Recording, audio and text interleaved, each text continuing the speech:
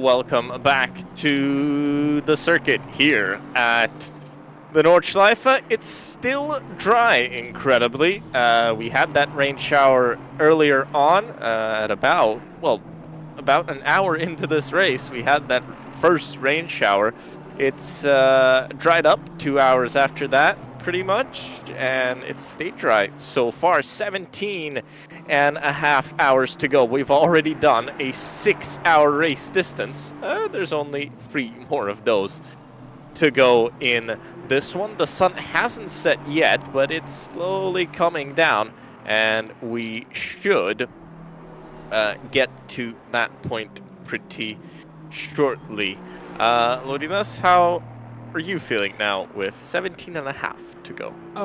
Yeah, pretty calm actually. Not a lot has changed on the circuit so far. Looking at the lead of the Dream to Drive team, I believe it came down a little bit just because car number 3 and car number 4 are yet to come into the pit lane. So basically, yeah, I feel the same as I was before going to the short break. Oh, Georgios Markantonakis, looks like a driver from Greece, was shortly off the racetrack. We can already go and try to figure out what happened to this car. This is the number 2 International Racing Team car. Ooh. Big slide. Did he hit anything? Nope, just avoided. Beautiful car control, right on the edge. Managed to avoid barriers and contact with other objects. Yeah, and speaking about the action on the racetrack, we've got -1 car already. 29 cars started the race. Currently 28 are ongoing. We are missing the NSR car number 11 Ford Mustang GT3, which was driven by Novice. So they are currently, well, at least 4 now out of the race. Leaders in the GT4 class are still running really strong and haven't changed. That's the Restec Reparto Corsa team. Second is the Sean Clark Racing team with Silverheads division still running in P3. Gaps are, well, slightly bigger than they were before the break.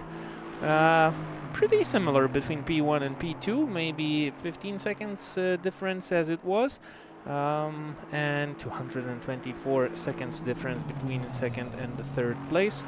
What about the pit stops? Still yet to come for the 3 leaders. Yep, and that's about it. One big change, car number 2, that's the Dream to Drive Junior Ford Mustang. We finally have a driver change, which is now Dainius Butvila behind the wheel. We've had a very long time Kniva behind the wheel, and we were assuming that there are a couple of drivers swapping the account, sharing one account and one rig. Now it's pretty difficult to tell. Well, we don't have information, but still share on Kniva's account.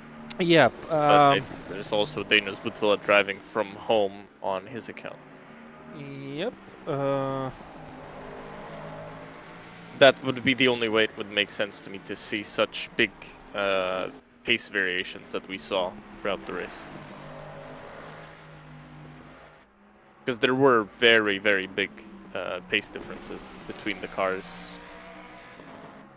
Between different stints, so to me it pretty clearly looked like different drivers. Yep. 260 seconds, that's the lead that Grantas Karatskas now has. That's pretty a lot. Only a safety car could handle such a lead right now. That would fix some things. I don't know if that would change a lot, because no one can compete with the pace that the Dream to Drive senior team is currently dictating. still would make the race a little bit more interesting, but we don't have safety cars in ACC, so this that's not an option to hope for. And let's stick with the teams as the Dream to Drive builds up the lead and creates themselves some sort of possibilities or opportunities. For example, if all the drivers in the team will feel exhausted, they will have a couple of minutes free time to take a rest, relax a little bit in the pit lane and get back racing. Speaking about penalties, still the biggest penalty that we've had this afternoon is the drive-through penalty for the Dream to Drive team that they received in the qualifying session, not in the race. And all that we have during this race is a bunch of warnings, and well, if you can call 6 warnings a bunch. Car number 5, car number 19, car number 28, car number 8, car number 997, and car number 19. They have warnings, so car number 19 has 2 warnings already, so the 3rd warning will cause the team to have a drive-through penalty. And what position is the 19 car? I think that's the car that is already out of the race. Is that possible? No. So car number 19 is a GT4, currently 22nd overall.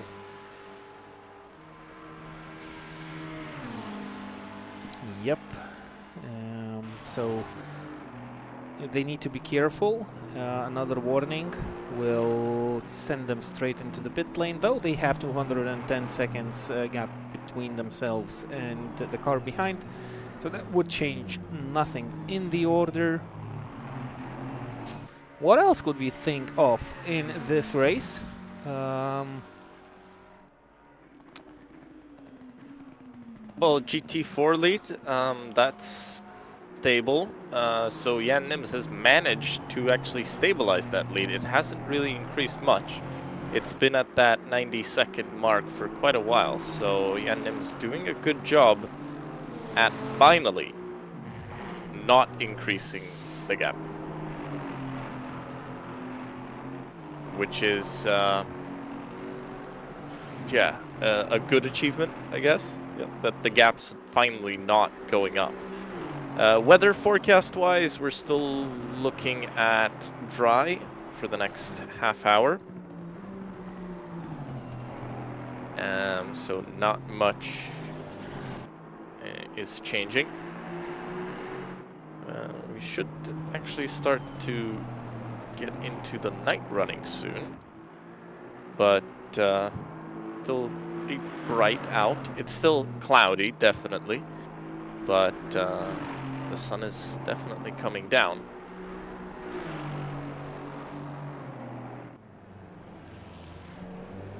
Noisaba's going out of the pit lane, and they have been overtaken by Georgios Markantonakis.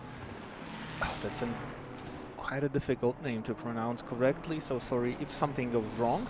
The gap now between these two cars is 2 seconds, so finally we have a close battle on the racetrack, something to cheer on and get excited.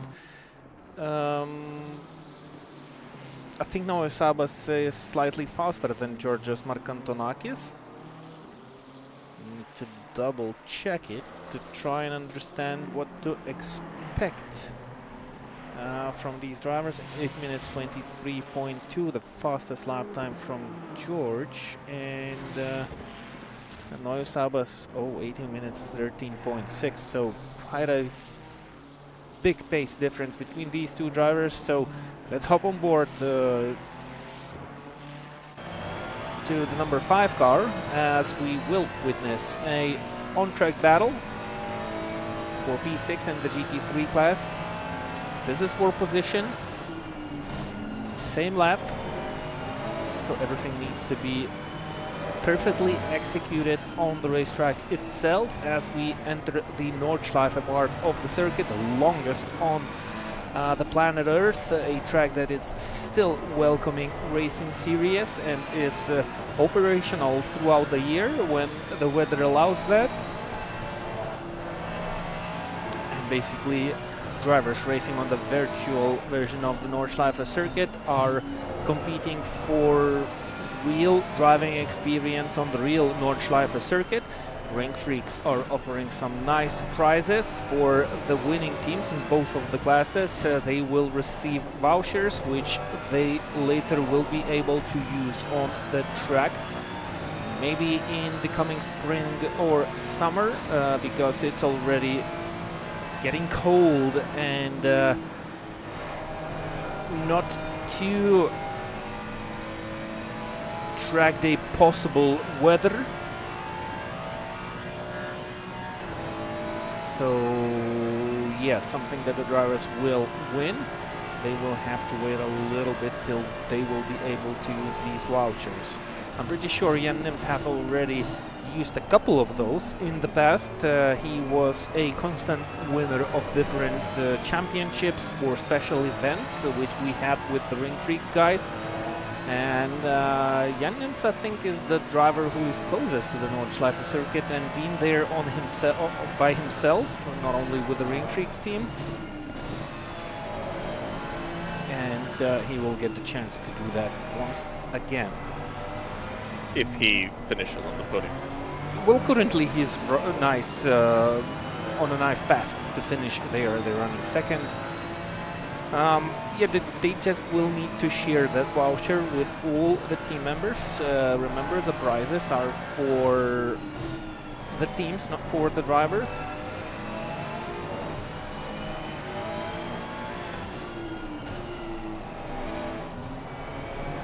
I think looking at how cars have been heavily damaged and come back onto the track, maybe it's still doable and still possible to crash and come and get the car to come back to life. This is Renatas Kalauskas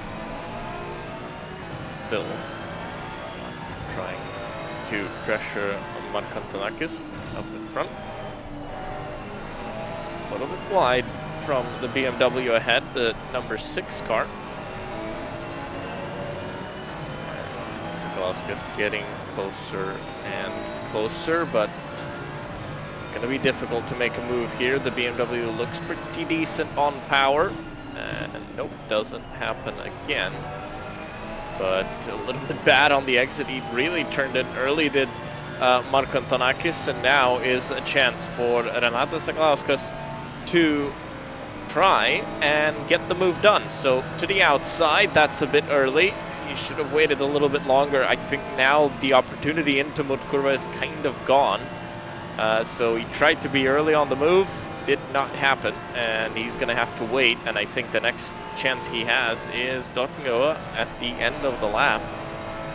So Renatas Sakalauskas making that mistake, trying to go early, and now he pays the price. Unless he tries to get the dive bomb of all dive bombs pulled off here. Nope, is smart about it, doesn't try anything crazy, and stays in position. And actually the fastest lap time of Sakalauskas is 8 minutes 20.5 versus the 8 minutes 23.2, so he's still faster, but not by that much. Sabat was 10 seconds faster. Renatas is basically on a very similar pace, so he needs to find a really good spot on the racetrack. But his main mission right now is to stay as close as possible to the back end of that BMW, just to keep with that car until they reach the Döttinger Höhe straight, the one place on the circuit where you can make those, let's say, pretty safe overtaking maneuvers. He doesn't need to wait for that long anymore. The pressure putting on that BMW was more than enough. And yeah, basically he won that spot by simply putting that pressure on the shoulder of the drivers ahead. And it worked out. Yep, that was pretty anticlimactic, I'd call it. And yeah, Markantonakis just drove right off the road. Actually, the gap was the biggest it had been since we started following them at the start of the lap, and then I guess he either relaxed or just felt the pressure and drove off the road. So very, very, very unfortunate for him.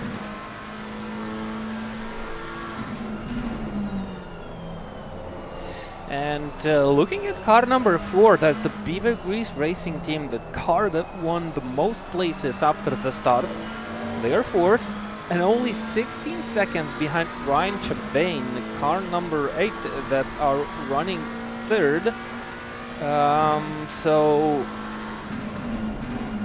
they were pretty quiet. Of course, they gained quite a lot of places. Most of them are actually the overtaking of the GT4s, but still chasing down the Porsche of VXC car at this moment, and I think it looks doable.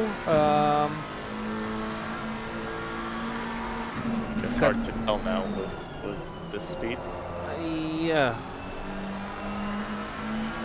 It's useless comparison because the lap time of Steven Askatkos is the outlap after the pit stop.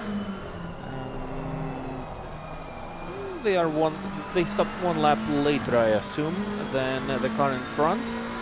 So slightly newer tires, as they have to deal with GT4 traffic, as everyone needs to deal with the traffic. But it looks like they are constantly gaining on P3. So. Yep, I think it's something interesting ahead of us, and David has loaded on us. I think they had a nasty moment recently. Again, this is the car that kept spinning 316 round and round at one point of the race as they hit the barriers. They fixed the car. Inside. Yeah. That's a very Nürburgring. Oh man, they have been greeted by that GT4 again, and I think they had a couple of moments while trying to get back into the pit lane because they had damage, and maybe that's just the entry to the pit lane being marked on our highlights list. Yeah, this is just the entry with no problems whatsoever, but that's unfortunate.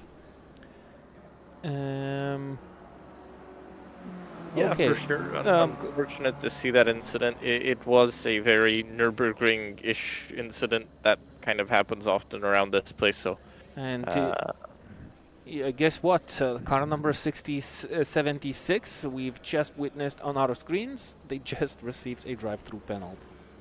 By the way, this is the car that had those connection issues where they now lose quite a lot of laps. They are only on lap 19. Yeah, so they are in more trouble at this moment. What are the weather predictions on your screen? Still no rain? Still no rain. No, still no rain. Looks a bit foggy, doesn't it? I'm not sure. A little bit. And it's quite low temperature, actually. It's only 12 degrees of the air temperature and the track surface. So that gives quite a lot of longevity to the tires. Well, not quite a lot, but it still keeps those tires fresher for slightly longer. And I'm pretty sure it's wise to double stint now. If it was wise to do a couple of hours ago, it's even more wiser to do that now. If, of course, you are in a battle for some position. And while talking about the leaders, they could actually allow themselves to decrease the distance of their stints to maybe 50 minutes and have a driver change every time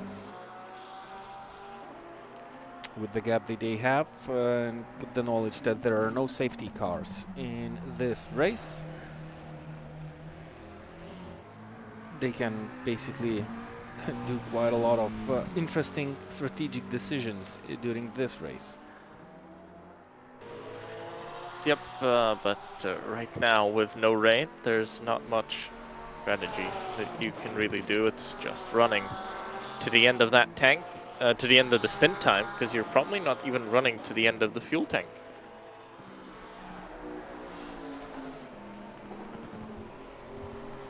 Something happening with Renata Sakalauskas. He's definitely stopped. Yep. Yep, and actually contact with Marko Donakis, maybe not. Maybe Sakalauskas was just off by himself.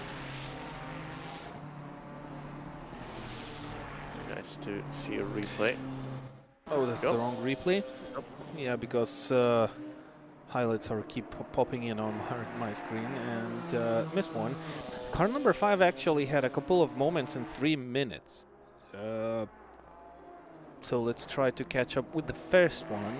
Maybe that was the initial one, which...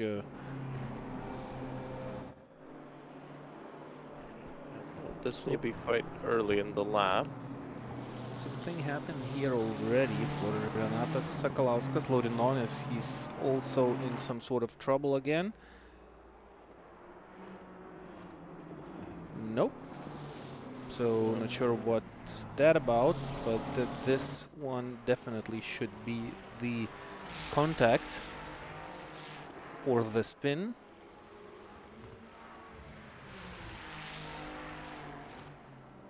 Oh, Tokyo Drift. It looked like the driver kind of initiated that by himself.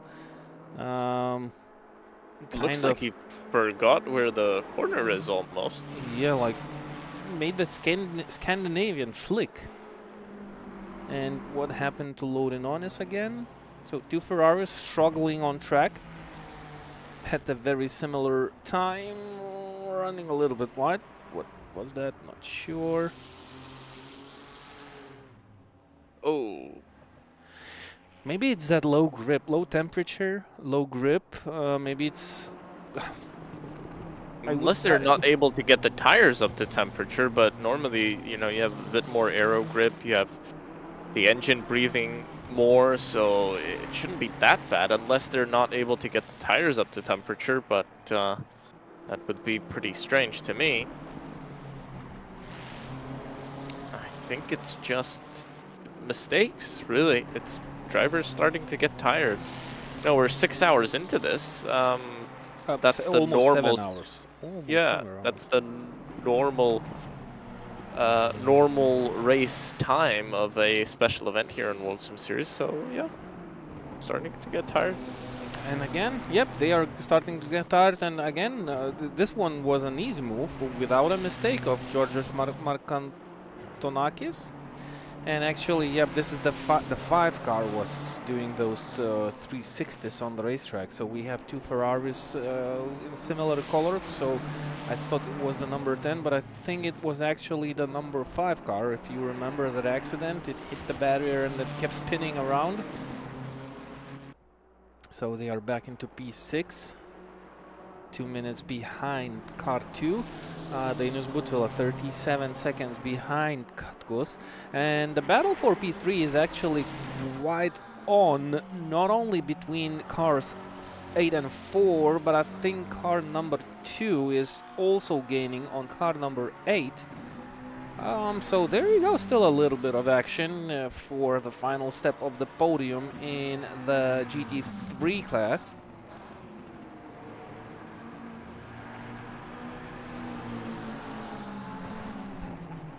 Which will keep us at least slightly excited. Oh, Dainius Butvila, they have only 13 minutes of track time, so they will need to come into the pit lane and the gap will extend again. And that's gonna be their 8th pit stop. And actually, the leading car, they had a drive-through, that's why they are on 8th stop counter, but the first one was only a drive through the pit lane. What about these guys? That's gonna be the 8th stop versus 7 stops of their rivals. And they are on the very beginning of the track, so that means Dainius Butvilla will be entering the pit lane by the end of this lap.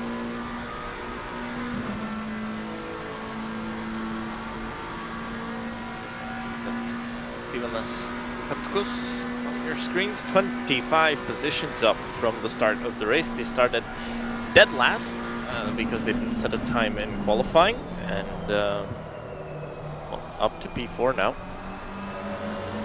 And we've been reaching distance of P3.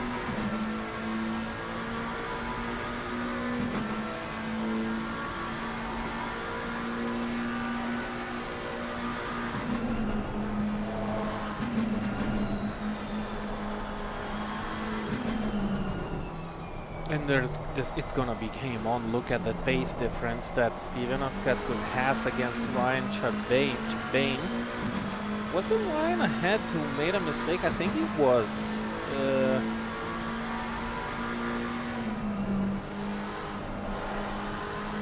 No, that's a GT4 car, a Mercedes who is barely staying on the racetrack, so finding it really difficult, leaving enough space for the car that is chasing him down, because he has seen those yellow flags being waved at him, informing that a faster car is approaching and you better stay safe out there, and that's what he did. Oh yeah, Steven Assetto is chasing down that red and white Porsche car with a very famous livery, livery that has historical meaning. So still beautiful to see different cars racing historic liveries on different occasions. Soon we'll not be able to see those liveries that clearly, because Unstoppable, the darkness is approaching, though we are already 9 o'clock in the evening local time in Germany, on the virtual racetrack, of course. Still, as we understand the time of summer, so somewhere in the middle of June, as we have guessed, meaning that it's still gonna stay bright for maybe 1 hour, because it's 9 in the evening, so it gets dark roughly around 10 in summer.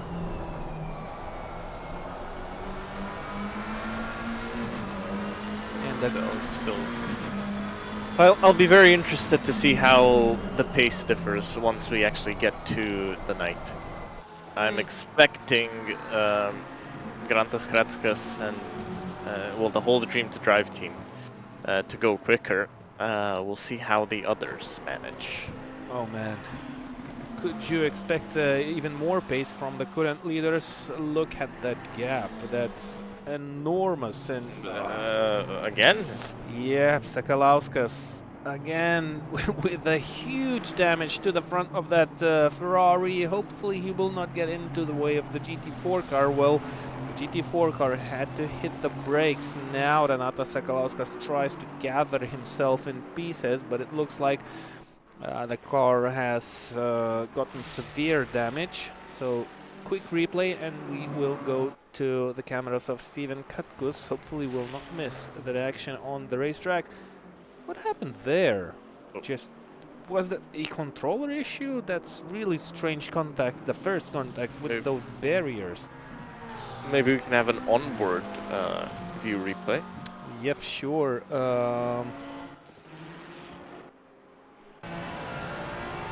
This is him running down the hill into Foxhole. Turns left. Oh, too much on that curve. And lost the rear end, tried to correct it. The car gripped up massively and spat him out right into the other wall. So the walls continue to win. The drivers keep trying to test them, but the walls, they keep on winning, so... And he's actually having a really hard time to get back into the pit lane. Look at the car, it's not going straight, and he's constantly hitting something on his way back to the pit lane. And this is Nordschleife, guys. It's a really long way to the pit lane. Now what's happening here? Dainius Butvila also found himself in a hot moment. Let's watch the replay, but was that something to do with the traffic? We see a GT4 car in front. Dainius Butvila chases the driver down. Oh, lost it on the downhill. So down the jump. Yep. So basically he landed with a not straight wheel, which sent the car straight into the barriers on the left side. It wasn't a big hit, still a hit, some damage to the car and a little bit of time loss, and now the gap is down to 42.5 seconds between himself and Steven Askatkus. That's not the best news for the Dream to Drive Junior team, as Sakalowska is still struggling to get back into the pit lane. You can see him flashing yellow on the map on the right side of your screens. If you have a bigger screen, you should see that in a little bit more detail. That's a tiny map of a big track. Not even gotten to the carousel, the first carousel. Yeah, he's far away from the pit lane, and he'll still want to bring that car home. This is the move from Steven Askatkus into P3, and this is one more position gained, meaning that car number 4 has already gained 26 positions in total. Of course, all these gains, they include the gains with the GT4 cars. Still, this is a really nice number for the Beaver Grease Racing team, and they are back on the podium. So qualified last without any valid lap time, struggled a little bit through the race. Sometimes it seemed that they had issues with the car. It looked like they didn't have pace, but as race got further in, they kind of came alive. Now they are on the third step of the podium. And who knows, they might get even one position higher. I'm pretty sure that's doable.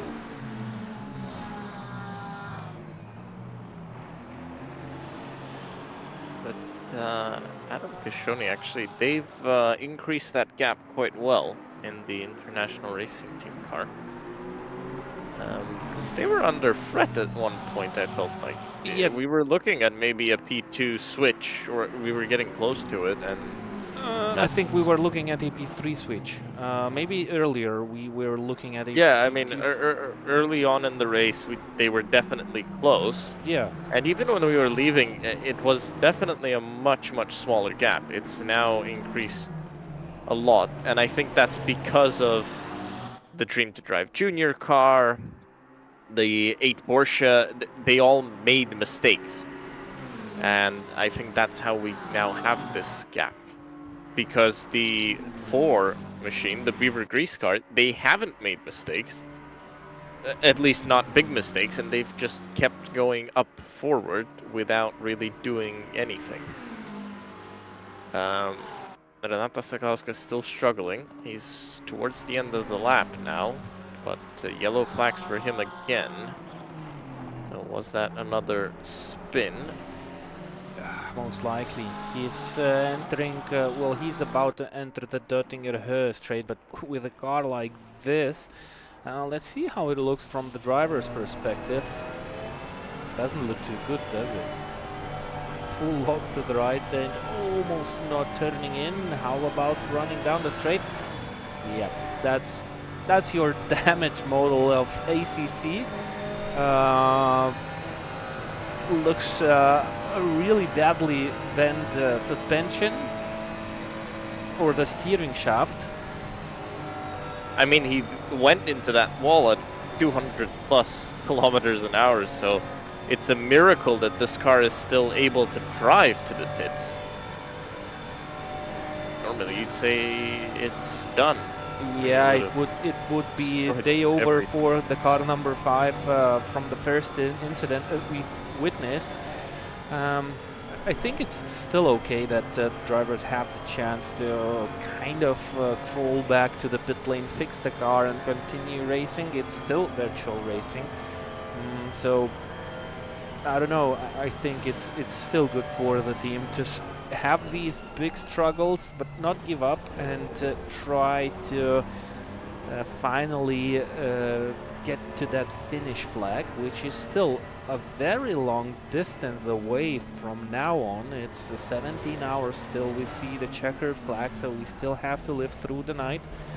And the drivers need to try and learn something from it, from the racing, from their mistakes. I don't know. You know, sometimes I just feel that this, let's say, lack of damage sometimes promotes drivers making those crazy moves and having a billion contacts during the race because they know that they'll get away with it at some point. So definitely, I'm with you. I'm with you here. That's a really good and valid point. You would feel really different about making a move if you know that even slightest contact could give you some damage, which would compromise your race. Not even speaking about ending your race. So yeah, that forces the drivers to make different decisions while driving, not only while racing others, but also while driving on the limit. Well, you have the chance to risk a little bit too much, which gets you slightly disconnected from reality. And yeah, these bumps and surviving of such bumps allows the drivers to make those decisions. So yeah, that would be definitely more strict if the drivers would know that any bigger contact would cause a DNF. So let's wait and see what the future brings. Maybe the AC Evo, which has not spoken about that yet at all, about the damage model, if it's gonna get improved, or it's gonna stay the same as it is, because it's really similar. The AC and ACC damage models, they don't differ too much, I'd say. yeah, I think they are pretty similar in how much the car gets damaged.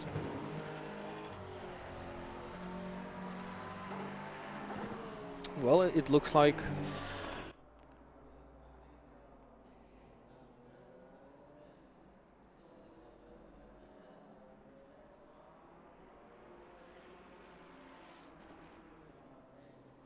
Are we having a car? This one. Guess they're saying that this car is being retired. no, I thought so, but basically it needs 4 minutes of repairing service being done to this Ferrari, so that basically means any possible better result over for the team, no matter what they do. They will lose a lot of time, so it's not a retirement, but basically. 4 minutes doesn't sound that bad. Yeah, it's half a lap. You lose only half a lap, guys. Don't give up. Anyone can. Seen repairs at even virtual events at the Nürburgring being 30 an minutes? hour, Yeah, half wow. an hour, Yep. or sometimes even unrepairable engine kaput. I've seen a 4-hour repair actually. I've seen a 4-hour repair once. Yes, a 4 minutes. Because the engine was destroyed. So I think 4 minutes is better than I expected, really, after an incident like that. Yeah, so keep going.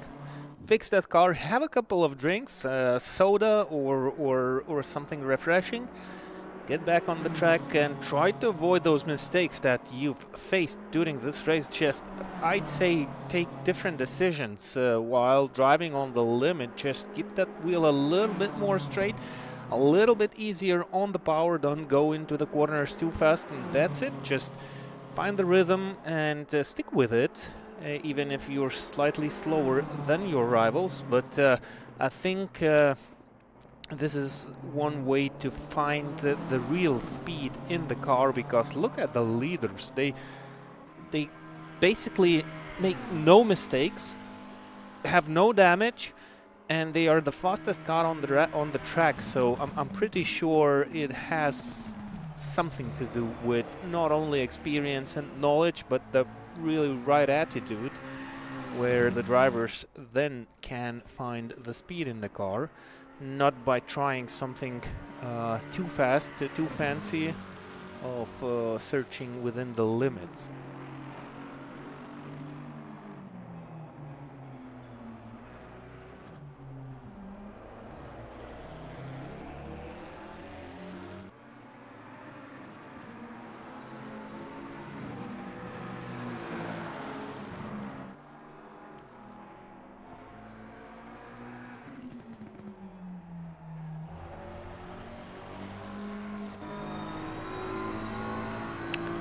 Car number 7, they are running 9th. They are not giving up. They had also seen bad crashes and difficult situations on the racetrack. That's much one-card racing team.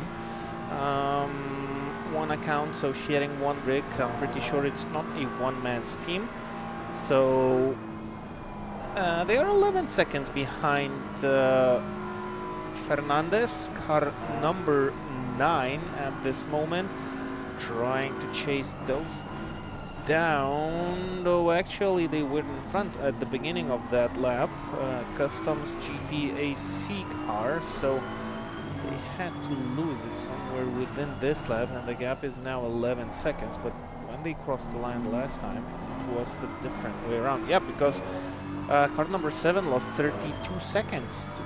Or replay, or nope, no replay, so not sure why the car number 7 lost that much of time. Were they in the pit lane? Oh yeah, they were in the pit lane at the beginning of this lap. That's why they swapped places.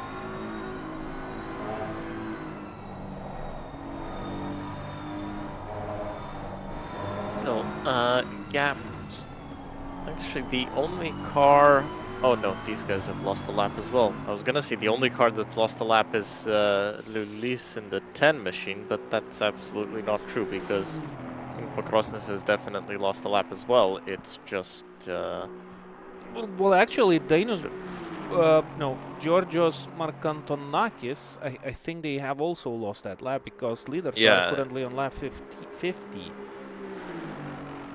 Yep, they have lost a lap. I saw the 1L at Lulis, and I thought that was where the lap gap starts, but it definitely doesn't. Because that's a lap to the car ahead.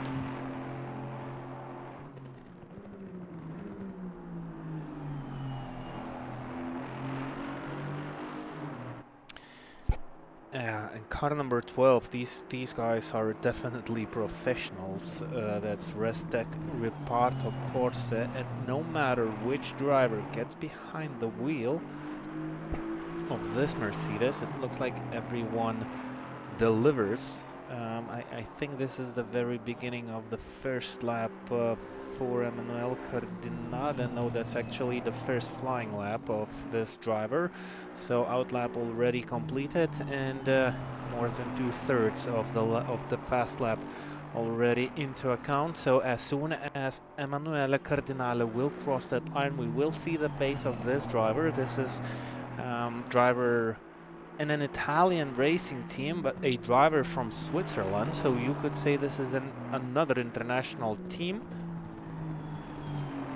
with drivers from different countries, and every one of the driver delivers. So looking at the car number 15, that's Jean-Claude Racing, it's no surprise by the pace of that car. They are 250 seconds ahead. Nikita Muravyov, car number 21. So you'd say this is a usual pace of the team, and they are doing a phenomenal job. But here we go. We have welcomed the Restek Assetto Corsa team to the party, and yeah, this Mercedes is doing wonders. on the racetrack by the pace itself. I would like to get a note from the race control whether the 3 cars, I think it was car number 1, car number 3 and car number 12 that had no incidents during this race, so I would like to know if that's still the case.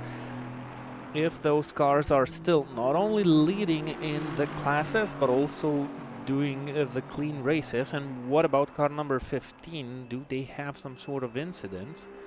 If race control has information, would be nice to hear that about it, because as mentioned before, it's not only a race for the win and the top 3 finishes, it's also a race for the cleanest team during this 24 hours event. So whichever team has the most less incident points, they will get another prize by RINGFREAKS, another voucher to get familiar with the racetrack.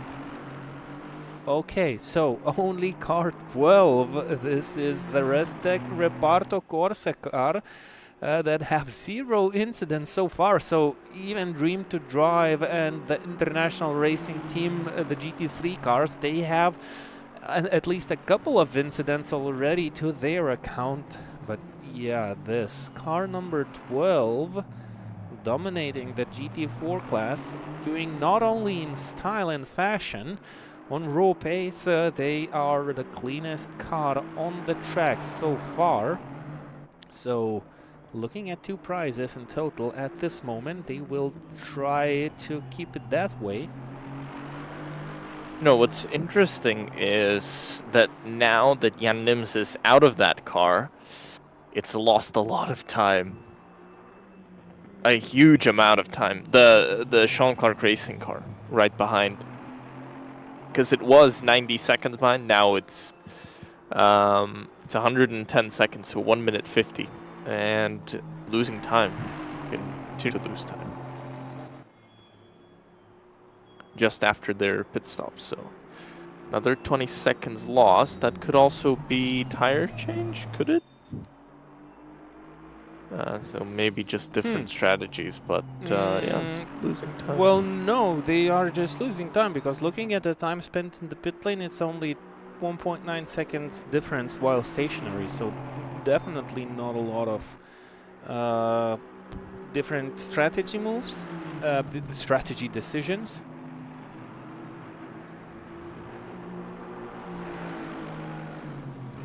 Oh, okay, they pitted on the same lap. We're still waiting for the 15 to cross the line. That's why there's a massive lap time difference. So we'll see what happens when Leaf crosses the line this time. Oh, 8:56. That makes more sense as to why he's losing the time. So 6 seconds down on that last lap. Big difference. Very, very big difference, and that doesn't look great for, well, for everybody at Sean Clark Racing now. I'm not sure that they expected this, really. Okay, you want to hear the fastest laps of the Restec Reparto Corsa team? You have to have in mind that Cardinale has just completed his first lap so far. So the fastest lap time of Cardinale is 8 minutes 49 seconds and 9 tenths. Fastest lap time of Zampedri is 8 minutes 49.4, so that's only half a second difference. And the fastest lap time of Yetzi, who snatched that pole position, is 8 minutes 50.5. I think Yetzi has yet to drive in better conditions. But this is your pace of the 3 different drivers of one team. While looking at the lap times of the Sean Clark Racing team, so the fastest lap time of Leaf is 8 minutes 55 seconds and 7 tenths. The fastest lap time of Jan Nims is 8 minutes 49.8. Simon Speth drove only during the rain, and Simonas Urbanas is yet to drive that GT4. So not the best of comparison, because we could only compare 2 drivers in the second team, but yeah, the first team, they simply deliver. looks like it's... Well, even in Restec, if you look at the free, I mean, 8 minutes 50 for Yetzi. That's not a bad lap. Because 8 you've minutes... got Zampedri 8 minutes 49.4, Cardinale 8 minutes 49.9, and Yetzi 8 minutes 50.7. That's his 0.5. fastest time. Yeah, 8 minutes 50.5, so it's 50.5, yeah. only 1 second difference per lap, but maybe Yetzi... Well, Yetzi won the qualifying session, so maybe Yetzi still yet to show the pace. His qualifying lap time was 8 minutes 46.1, which won that pole position. Of course, they had that slide toe down the main straight. Yeah, but I mean, it's still a second difference around this place. The conditions were changing. The track's now much colder. Lap times are getting quicker, so I'm not surprised. I'm more surprised about the big difference between Leaf and Nims. That's the bigger issue. 6 seconds. It's unbeatable. If the three drivers are on identical pace, the drivers who have 6 seconds difference per team, per driver, that's a lot. And actually Cardinale is currently, well, he was 5/10 on a faster lap time. By 5/10, he's currently down to 3/10 advantage over himself during this second lap, roughly a little bit more than half lap completed. So he might still improve on that lap time. So it's basically he's on par with the fastest driver in his team and on the track in the GT4 class. So this is a formula to be unstoppable and unbeatable on the racetrack in any class, actually. I'm pretty sure they could jump in a GT3 car and they'd still perform quite nicely. Not sure why they chose the GT4 car. Well, they didn't have the license for the GT4. Yeah, exactly. So they were forced to drive a GT4 car, but if they continue their performance, which I'm sure they will, or if they'll stay on the World Sim Series platform, we will see them in the higher classes in the next events, hopefully. Yeah, Cardinale just lost a little bit on this part of the circuit. At one point he was half a second faster than his previous fastest lap time. And this is his only second full flying lap during this race. And he's already delivering. He just jumped in the car and he's performing 100%. So, unbeatable. I mean, you need 3 identical drivers in another team to try and compete these guys. But still, I'd say this is top pace from the drivers. So even if Jan Nims would finish this race on his own, because he can match the pace of these drivers, that still would not be enough to try and chase those drivers down. This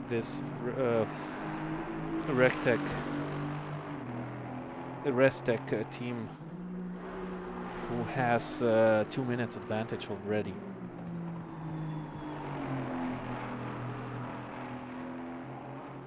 So what we've seen, what we are seeing so far in this race, that we have 2 teams in both of the classes that are dominating the field, and then the others, they are, well, basically not trying to chase down the leaders. They just try to stay in the positions that they are.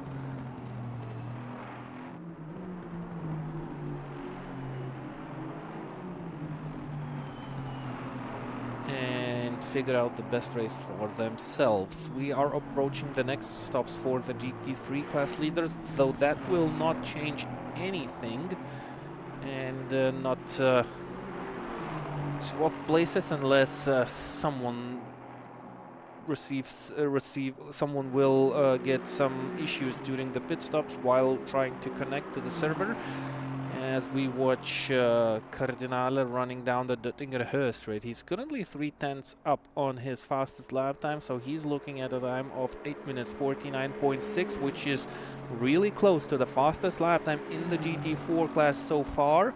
I think the track is getting quicker. It's getting colder. Yep. We're getting closer to the night. It's getting quicker. So, like I said, I think in the night the fast guys will go even faster.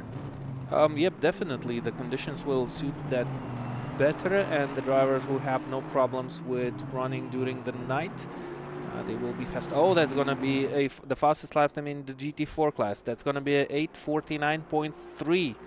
Oh, Or, but still fast. 8:49.420. It's still the fastest lap time. The previous fastest lap time was 49.49 or something. And this is faster. The last one was 49.475. Yep, it was. So, and it was by whom? Oh yeah, it was by Zampedri. Yep, Zampedri, exactly. I kind of thought it was 49.5. So here you go. Cardinale was kept away from driving for the longest, and he jumps into the car and delivers straight away with his second fast lap attempt.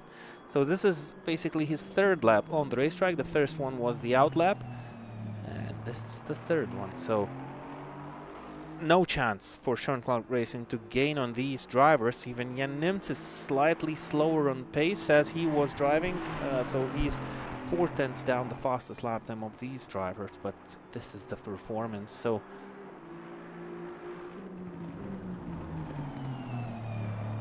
yeah, nice job, nice driving, and short reminder, these guys have 0 incident points. Yeah, still. Yep. Somehow. Still no rain, by the way. We don't have any rain forecast.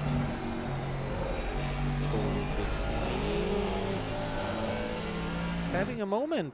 Yeah, Paulus Dexny is having... Oh, so the car number 5, which stood in the pit lane for 4 long minutes after they had an accident, they continue to deliver during this race. Was that something to do with the traffic? There's a GT4 car in front. Nope. Tokyo Drift. Too fast into the corner. Just a tiny bit too fast. And he had to lift out of it, which sent the back end sliding, and there was too much of speed to avoid that barrier. So those mistakes, they keep happening, and it just only shows that these drivers simply don't have the experience that some other drivers do. So as I have suggested earlier, I'd repeat myself again, just drop off the pace slightly, but basically just don't have that pace in your head. Just don't rush too much. It's still 17 hours till the finish, so just a couple of kmh slower per corner will keep you safe, and that's gonna get a much better result than you would like. What's happening here? Some problems with the Dream to Drive, or oh yeah. So, but wasn't that a too long stop? I don't get it. No, maybe okay, the time is playing tricks on us. I thought it was 6 seconds gap. So Adam Khashoggi is yet to drive into the pit lane. The Dream to Drive guys just went out of the pit lane. Oh yeah, this is just a timetable being silly. It's definitely not 50 seconds separating car number 1 and car number 3 is basically half a lap, so it's closer to 4 minutes, maybe 3.5. But then it's a little bit too big. Trying to figure out, it's maybe a couple of minutes, yeah. So the pit stop is 70 seconds. The gap was, what was it before the pit stops? 250 seconds, closer to 300 seconds. Yeah. So it should be roughly 200 seconds now. Yeah, something's wrong with the timing. Definitely. Yeah, because... yeah, that's not a 90-second gap. Definitely not. So I think maybe it's just starting to get confused, because it's getting closer to... almost getting closer to lapping the car. And maybe the timing screen just doesn't expect that. Tim Edens off. That's at the beginning of the lap, but definitely off the road. What happened here? So comes through the right. Looks normal. Looks normal. And oh, this. Was he off the brake the whole time? No, looked like he just came in a little bit too fast, maybe got loose on the curb, and off he went, right into the wall. Yep, so definitely too much speed carried into that corner, which was basically uncontrollable afterwards. So, looks like Veremevich, this looks like a... It is. This is for position. It is for position, and both of the drivers are well within the time limits. So this is a live battle on the racetrack. In the GT4 class, we've missed those battles so much on the racetrack, even though this is for a position further back down the field for P22 overall, as Fernandez goes into the pit lane. And there goes Veremevich.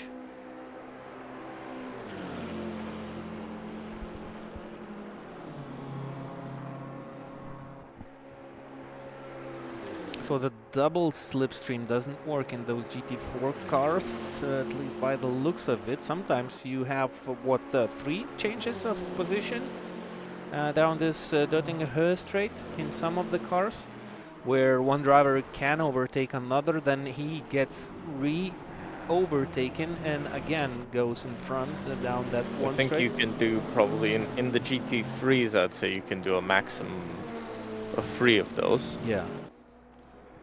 2 of those actually in the GT3s. Okay, so you can gain one place and then lose it at the Yeah, I end think of the that's straight. possible. I don't think it's possible to be overtaken once again.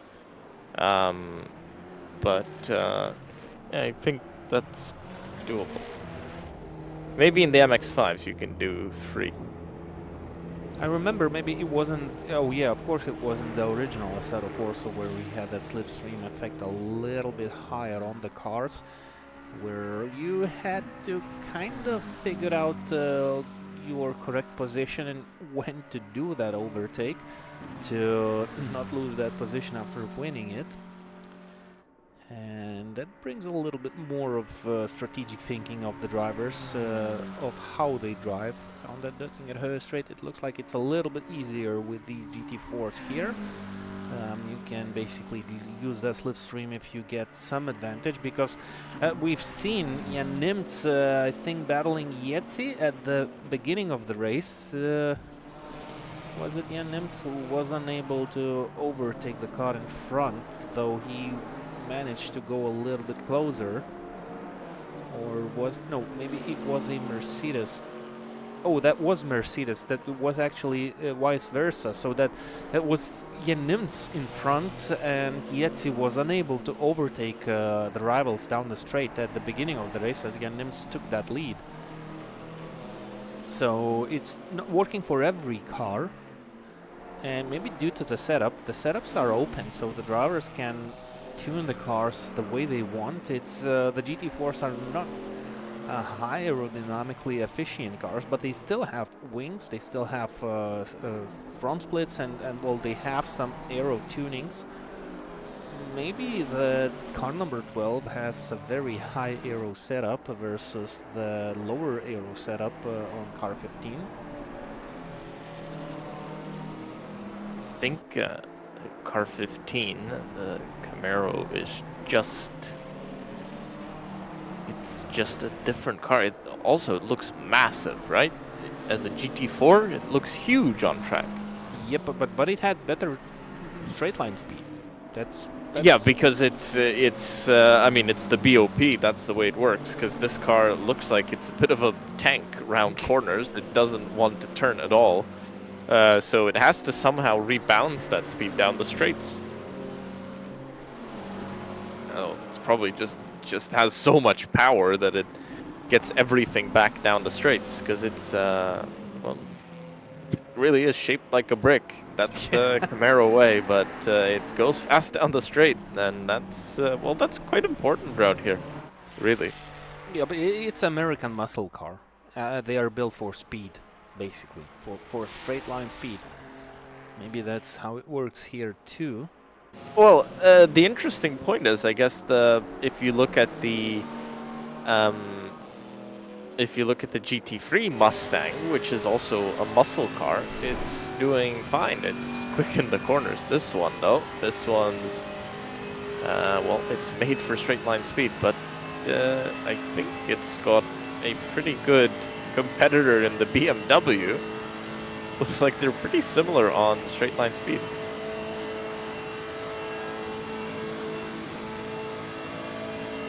Well, speaking about straight line speed, look at that Camaro. It was unable to overtake that Yeah, BMW. that's what I'm saying. It's getting stuck. Look, it's getting stuck. So the BMW, clearly, very similar idea of how to make a car go fast. Just shape it horribly and put as much power as you can in it.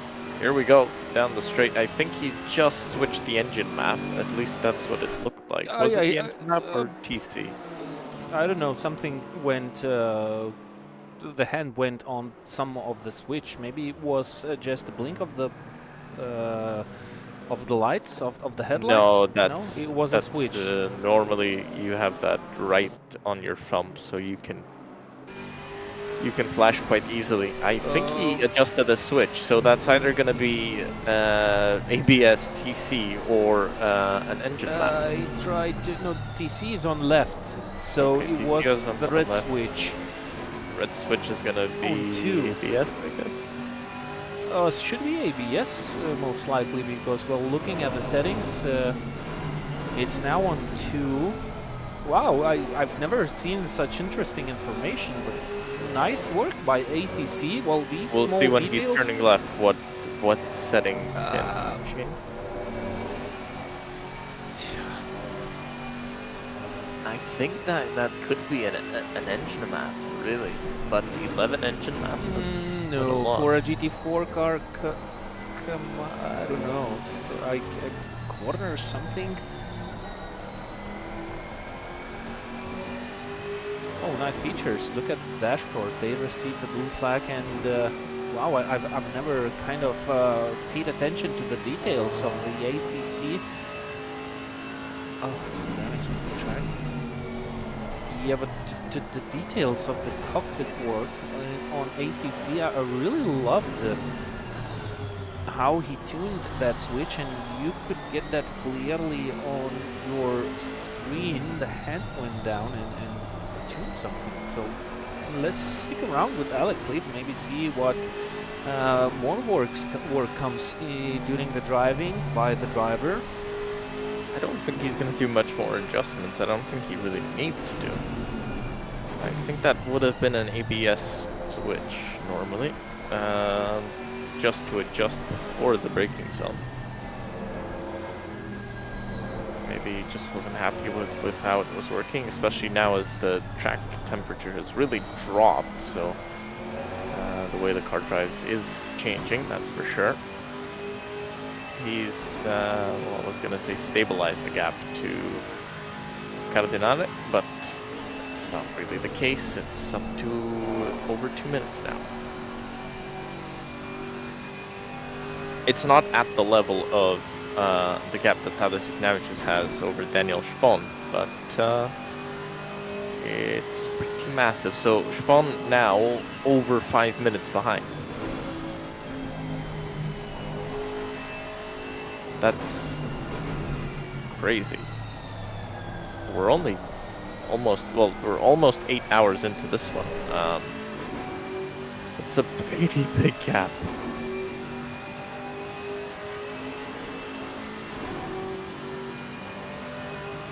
Yep, against champions, basically, of a lot of races. Yeah, the guys who sometimes looked unbeatable today, it's a whole different story.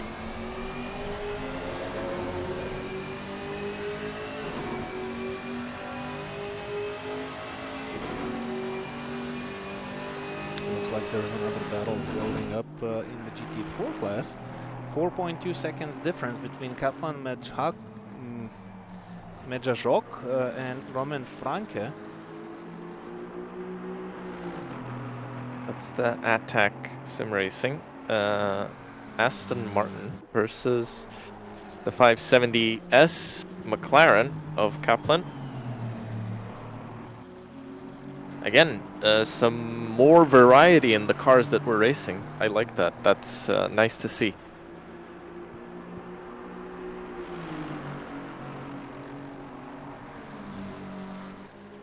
So this is the first flying lap of car number 17 after they made their pit stop. Well, I call it a flying lap. Well, it's basically the second lap after the pit stops, which will be the normal paced lap. So the comparison is basically between the second and the third sectors, which was slower in the second sector for the car number 17. They were faster in the third sector, trying to work with the Beaver Grease Racing McLaren as they swap places on the racetrack. Gap extended, so it looks like it's growing, not getting smaller, or at least at this stage or this part of the racetrack.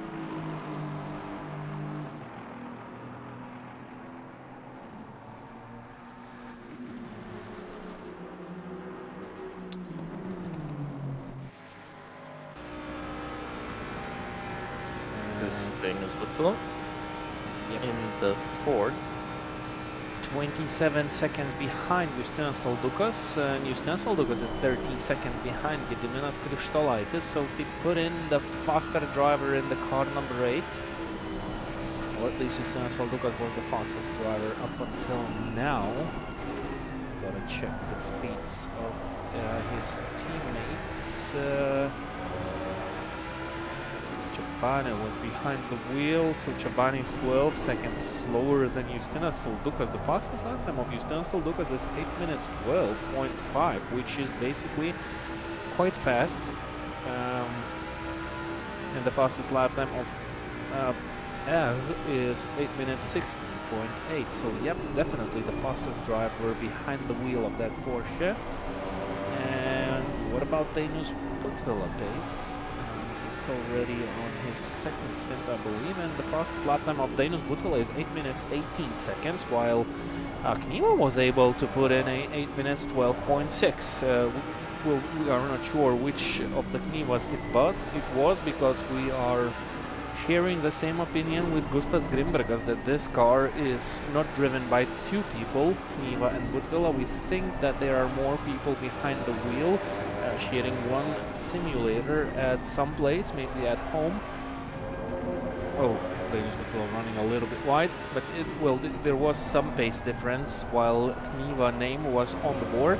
Sometimes the driver was really fast, sometimes he was slower, so that gives us an assumption that the drivers are changing in the car. Was it a blue flag for Danius Putvila, or no, I think he's gaining on a slower car. Car number 15 is actually Alex Leaf. And Danius Putvila is quite familiar with the international racing team guys because he sometimes shares a team with those, so that shouldn't be a huge problem.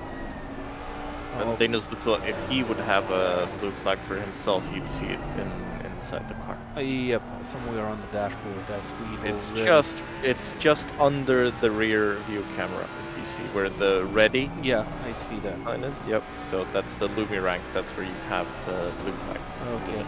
Indication. So he's chasing down Alex Leaf, and he got him on the very good spot on the racetrack where he will not lose time, but he'll basically gain some because he's using that slipstream, still running in 5th. How long are the gears in this Ford car? Do they have a 6th gear? Yes, they do for sure, but I think it just... So if you don't use 6 gears on Nordschleife, on the Döttinger Höhe straight, where on earth do you use it? Because it's basically the gearing, isn't it controlled by FIA?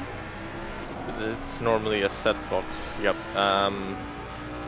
Yeah, I'm not sure this gearing is exactly correct.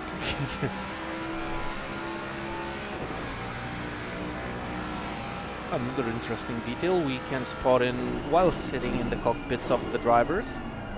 I like it here. You can find some interesting features while basically going with the drivers. Does Danish Butwiller know that he's not alone on the racetrack right now? He's got a lot of viewers at this moment driving with him. I think he doesn't need this pressure. By the way, air and track temp has now dropped to 11 degrees Celsius. And it's getting darker, if you notice that. It's gonna be dark quite soon. It's 45 past 9 local time in the evening.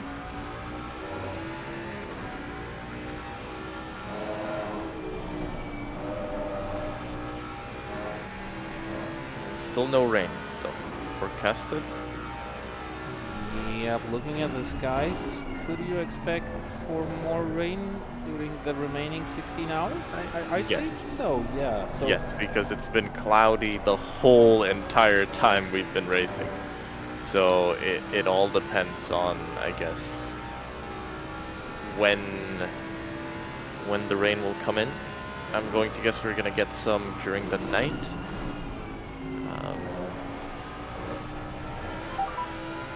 Still, I mean, it's very, very cloudy. I would like, if we don't have rain, then I would rather have a nice and beautiful afternoon with a little bit more sun and a nice sunset, because now it's it's very, very dark. Yeah, so we've just received a notice that car number 17, I believe, is receiving a drive-through penalty for causing an accident. That's a car driven by Roman Franke, car number 17 in the GT4 class. They are currently 5th. What is this penalty for?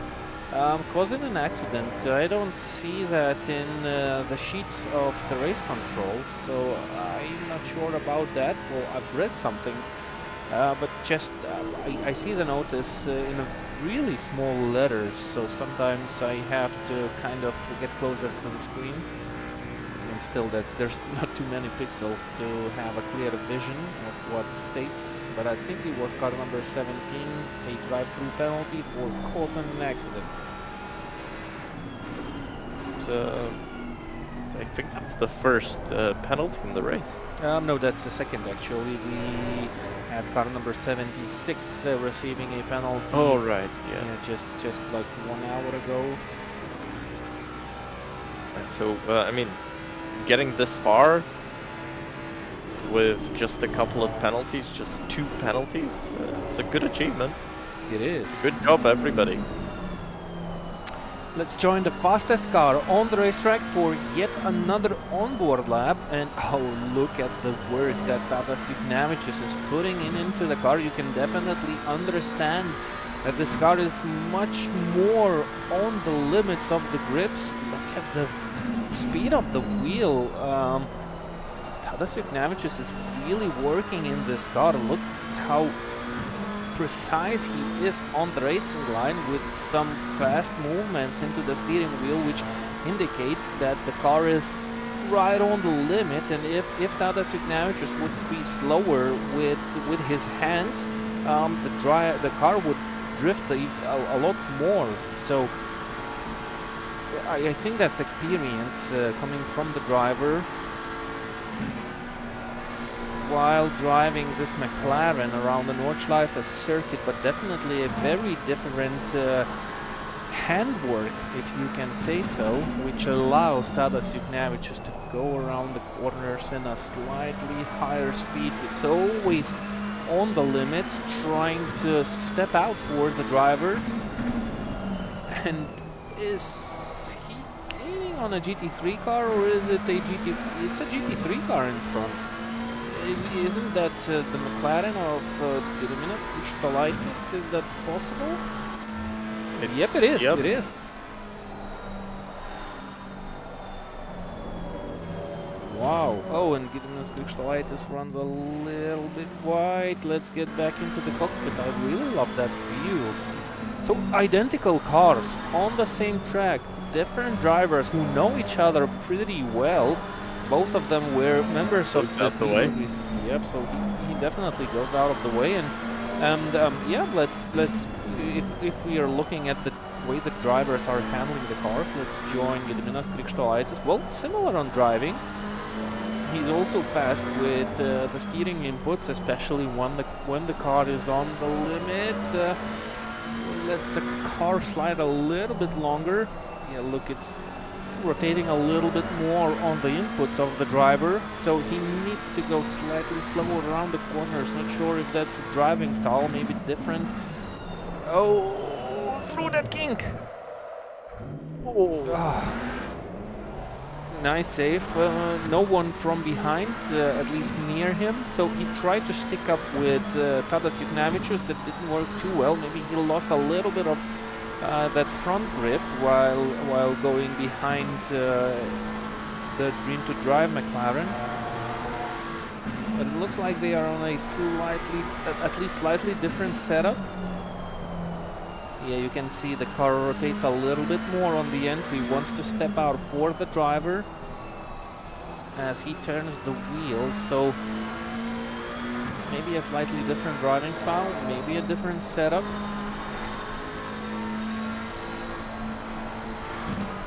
Or you'd say that the rear steps have more for Gediminas Krikštolaitis? On entry. I mean, it looks like the rear wants to step out on the entry of the corners, while it rotates beautifully for Tadas Juknavicius and steps out on the exit, which is slightly different. So it looks, to me, it looks more like Gediminas Krikštolaitis really struggling with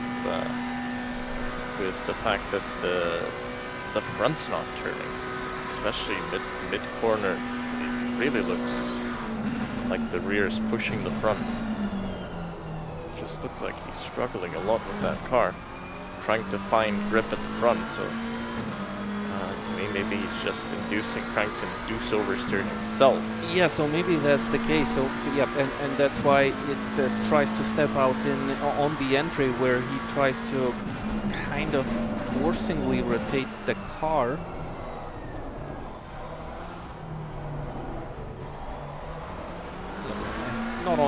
Not on all the corners. Maybe it's just the precision of the driver. See, you've got a lot of push towards the end of the turn, so I think he's just trying to get it rotated in the beginning to make that car work. Not something that Tadas Juknavicius or Grantas Gratskis or Doros Strela have to do. So. But Doros Strela actually very much slower than those two. Yeah. And still running a very similar pace to everybody else on track. So you'd say that's a case of a setup or more of a driver's driving style? I think he's struggling with the car just a little bit. I don't think it doesn't look perfect to me.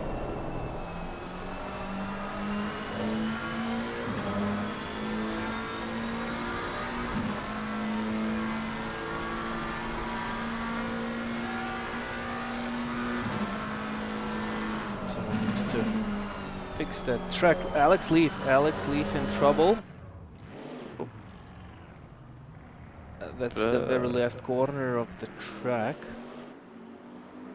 Losing even more time. I don't think they had contact with the barriers. Wrong replay.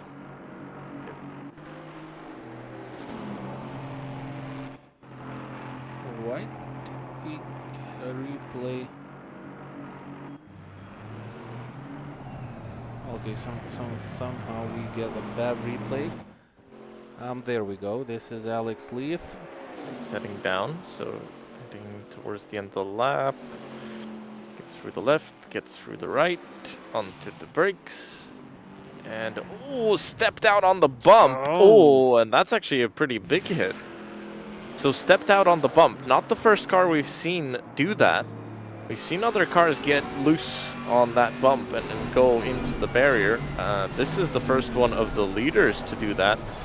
Have they finally felt that pressure of they thought they needed to catch up to Cardinale and everybody in that Restec team? I think he's overpushed it. And that's a very rare mistake from Sean Clark Racing. Okay, that's an indicator that they are not comfortable with P2 at this moment, even though it's been already almost 8 hours of the race, but it looks like they still want a little bit more out of it, and they try to push more towards the limits. I think that's not an option for them anymore. The gap is just too big. You can do whatever, but you're not going to catch 2.5 minutes. So the only way I see it going for them is that they need to keep their pace, and they need to hope for bad luck for everybody else. Well, not everybody else, just the rest team. And if not, just get the car back home in P2. That's a good position. That's not a bad result. It's not a bad result. Tadej Kravicius in the lead by 337 seconds. So if we look at a track map, Bon is the number 3 car. He's here. Oh, okay. That's a lot. That's a big difference. I'm looking at when he's gonna catch up to lap him. I'm not not saying that Spon has a chance to catch up. Or thinking when is Juknavich is gonna catch up to Spon. It's gonna take some time, definitely. It's not gonna be now, but I think we should see that before we hit the 12-hour mark. That's my prediction. 340 minutes. That's basically 6 minutes difference. So 340 seconds. Oh yeah, I mean seconds, of course, not minutes. 340 seconds. That's yeah, that's five yeah, minutes, basically 40 seconds. Yeah, 5 minutes 40 seconds. So that's getting closer by the current leaders lapping every car on the track. So my guess is he does it before 12 hours. Incident report coming in. So car number 12, Restec Reparto Corsa team, 0 incidents. International Racing team car number 3, 1 incident points, and Dream to Drive car number 1, 2 incidents. So this is another close battle on the racetrack, and I think it's much closer than the battle on the racetrack. Can we know who did the incidents for which car? I'm very interested who had the incidents for the Dream to Drive car. Yeah. Because I have a big, I'm suspecting one name to have all the incidents. So if we can get an incident report for car number 1, that would be very nice. Who had the incident? Let's wait for that info. Hopefully it comes in.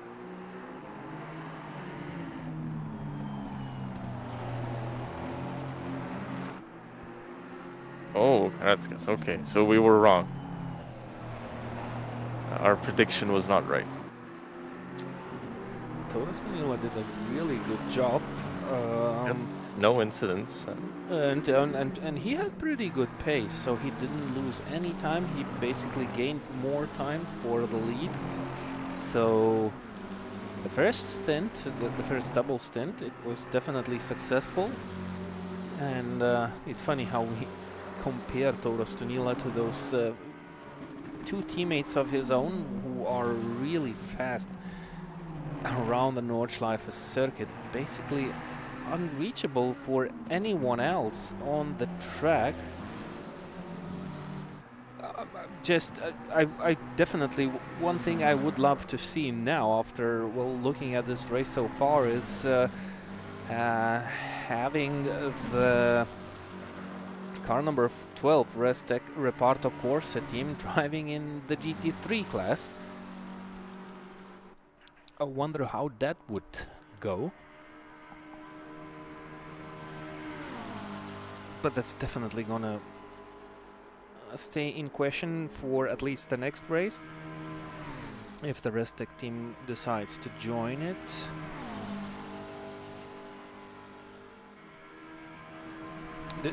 Do we have some special events on the World Sim Series platform remaining for this year?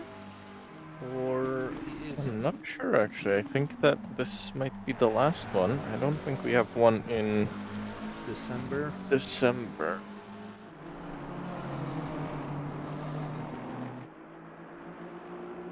Would be a nice way to end on a 24-hour event.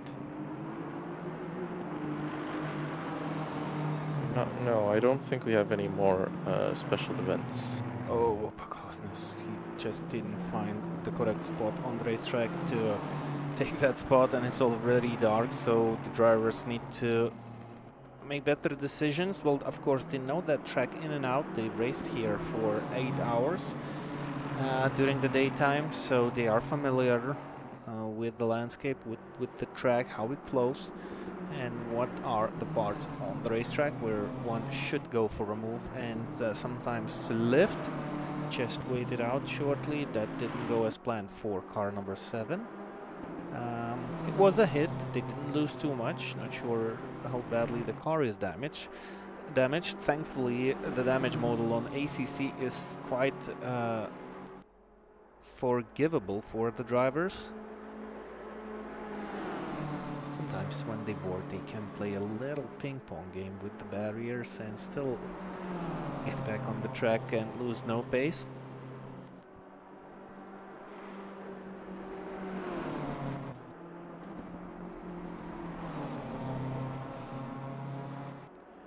Similar pace for Daniel Spon and Gediminas Krikštolaitis. I think the gap is still growing slightly between these two drivers. I think it was 158 seconds at one point. It's now up to 166, while Justinas Soldukas, I think... well, he lost 1.2 seconds on this lap. But overall... I think the gap is decreasing. What was it a couple of laps ago? I kind of didn't record it to my mind. No, I didn't either. I wasn't thinking about that gap. It could be decreasing a little bit, but it doesn't look like it's a critical difference here. I can see the campsites though are getting excited. Some lights around. I remember you told me that somebody has a fire next to the track somewhere, so we'll have to have a look, because now we should be able to see it a bit more clearly. I've seen it a couple of times already, so there's definitely one spot where one dude is having a fireplace for his enjoyment and excitement. And well, let's stay with Gediminas Krikštolaitis and the comparison of speed with Justinas Soldukas for the remaining of the lap.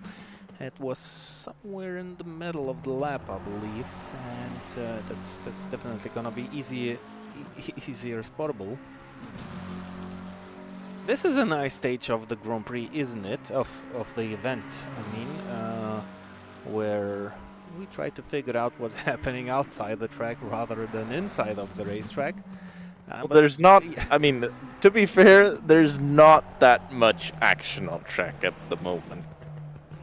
This campsite, though, is pretty sad because there's no lights, so in a few minutes' time, they'll just be standing around in the dark.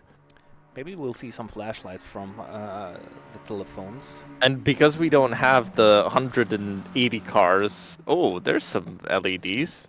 Some neons, that's fun. Since we don't have the 180 or whatever cars in the real Nürburgring 24, these fans are going to be a little bit sad, because they don't just get a constant stream of cars, it's a bit more quiet. Yeah, but it looks like they are still interested in what's happening on the racetrack. They are still, taking their spots and looking closely at the track, the cars passing by. 11 degrees. Oh, look, there's more fun fans here. It's 11 degrees outside. poor guys should be really cold because most of them are wearing only t-shirts.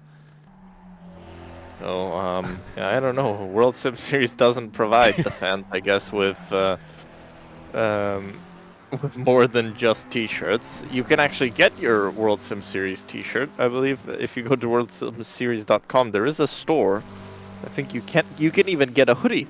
So if you're a fan out there and you don't want to be sat at 11 degrees Celsius outside, you can go ahead and buy a World Sim Series hoodie on worldsimseries.com, or even a mug. Oh, I'm a fan. I would love a hoodie. I'll need to definitely check that out. I think we are out of the question for a hoodie after what has been said about Dota Sunila and that we expected him to have all the incidents. No, I don't think we're the target for any of those hoodies. No, we had good words about Dota Sunila. It's just we've bragged him definitely. He can be happy about it.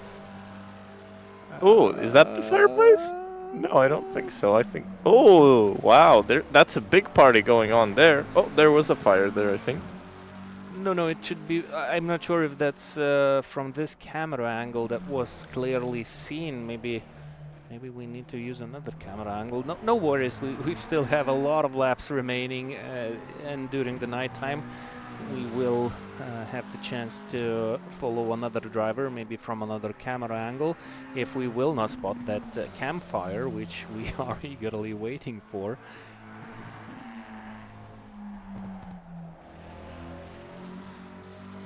He's got a lot of meat to be cooking if it's still on. The campfire is still burning. I definitely have seen it a second time, while it was still bright outside. But I think I need to swap the camera angle, so... Let's have a look. There should be a campfire here. This is one of the top spectator spots. Look at how many spectators there are, but no campfire here, though. Yeah, we will catch it. Don't worry. This is a mission we will not fail at. I can promise you that. I'm trying to look at what the fans are doing around the track in these fan hotspots. Which fans are having fun and which fans are sitting in the dark. These fans are sitting in the dark, but it looks like they're having fun. There's a lot of them there. They should definitely be having fun while wearing those t-shirts. Look. Not cold. 11 degrees outside is bearable. It is bearable. For the Germans, I think it's fine. Yeah. So no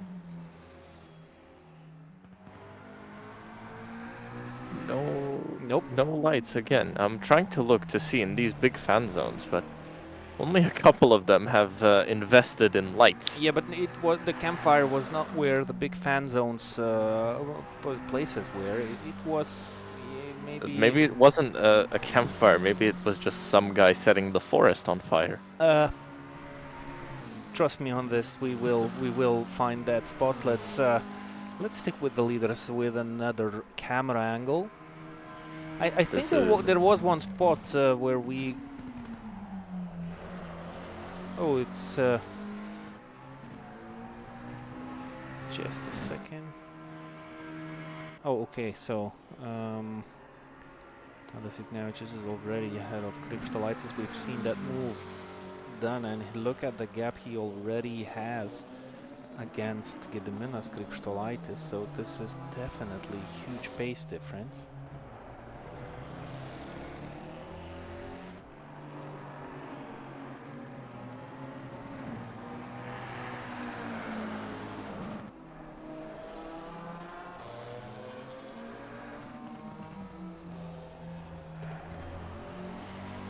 I wonder if Tadeusz is running the maximum power of the headlights right now. Can you change the power of the headlights in ACC? Yes, you've got, I think you've got the DRL mode, then you've got on, and then you've got the extra lights. Maybe they're on, but it looks... It looks a little bit dim. Yeah, look at the lights of the GT4 and the lights of the McLaren.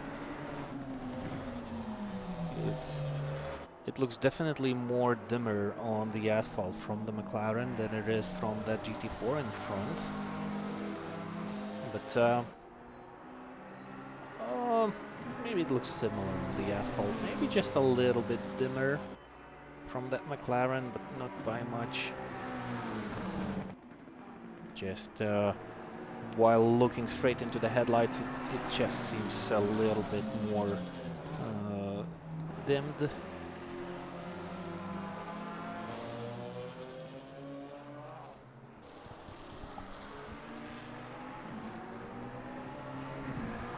Okay, let's join the party. We are back on the Nordschleife circuit with the race leaders. Tadas Juknevic just runs a little bit wide, dips the grass, stays on the track, and no incident points for such a small travel off the racetrack.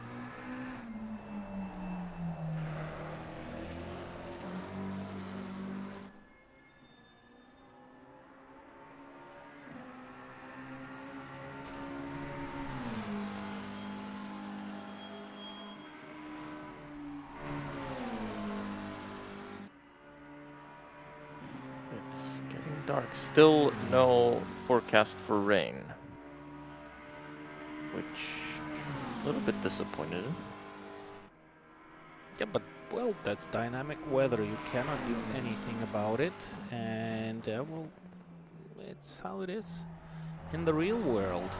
You can expect rain. Sometimes, well, you expect no rain, and then suddenly the rain comes, and vice versa. You expect rain, and You can do a rain dance. Maybe you'll get some rain. I'm pretty sure some of the drivers are doing the rain dance right now. The ones who want maybe some changes to the order of the running of the grid. Maybe they expect to perform a little bit better on the wet circuit, so there's definitely teams that would like to see rain incoming right now.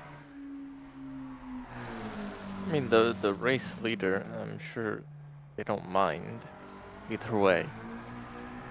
I think they're happy either way.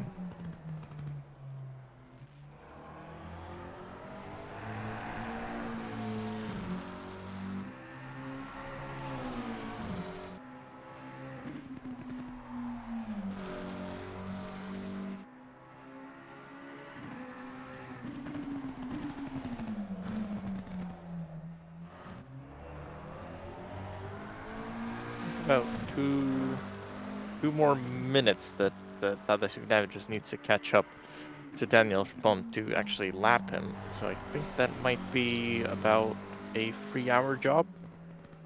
At least looking at all previous games.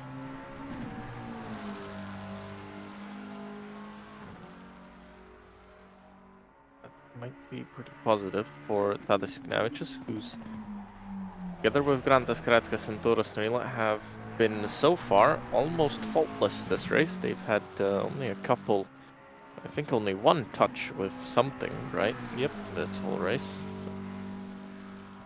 And then I'm gonna guess that was just rubbing of the sides or something. So nothing major. Yep. So most likely slightly unlucky in the traffic.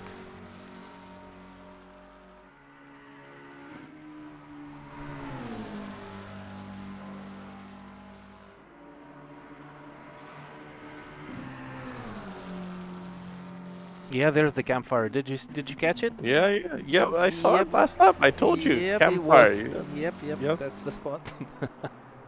So But that's like the only one around the track. Yep, it so is the the only guy one. is still cooking something there. Yeah, maybe something big, because that's a big campfire. If it's been on for the past what is it, 3-4 hours? 8 hours and 10 minutes. It's Wow. It's on from the beginning of the race, so it's unstoppable. This guy's got a fire. lot of stuff to burn, I think. Yeah. I don't know if he's cutting the trees around the track to burn, because yeah, I don't know where he's getting that much stuff to burn. Sokolowska's back behind the wheel. Did they have a moment? No. All good.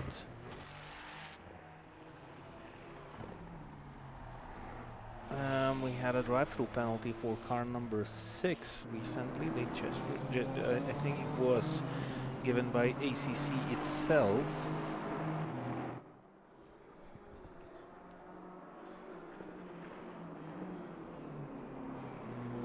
Or was they received a message? No, they cleared through a drive-through penalty.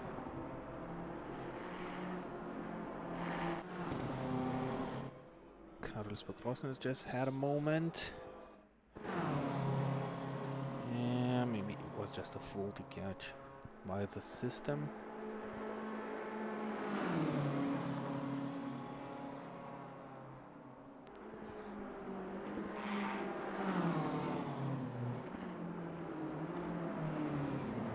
Yeah, no, it was just caught up by the system, but it was a false alert. While Domantas Kniva is back behind the wheel of car number 2, and this is his second lap out of the pit lane.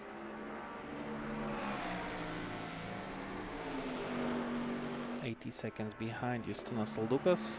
Looking at the gaps, Justinas Saldukas is right on the same 80 gap. seconds. It says 104. No, I mean Justinas Saldukas behind Gediminas Krikštolaitis is... But that says 25. Yep, it's still 25. It was 25 and it stays 25. Oh, Galunis into the wall? But gets away with it. It's interesting in the night now. We're not gonna see as many people crashing. Because you're not... It's gonna be difficult to spot sometimes if the car is still on the track or not. Look at this. So, this is very difficult to spot, but I think he did touch the wall on the outside. Oh, actually, this is a different... This is a replay. This is a replay. Yeah, but look, Yep, he's gonna touch it again. No, he's gonna touch it again. Oh, maybe, but it's not caught on the highlight system, so... Okay, so he actually had 2 touches, because the one came right after. In the next turn, he touched the wall again. For sure, 100%.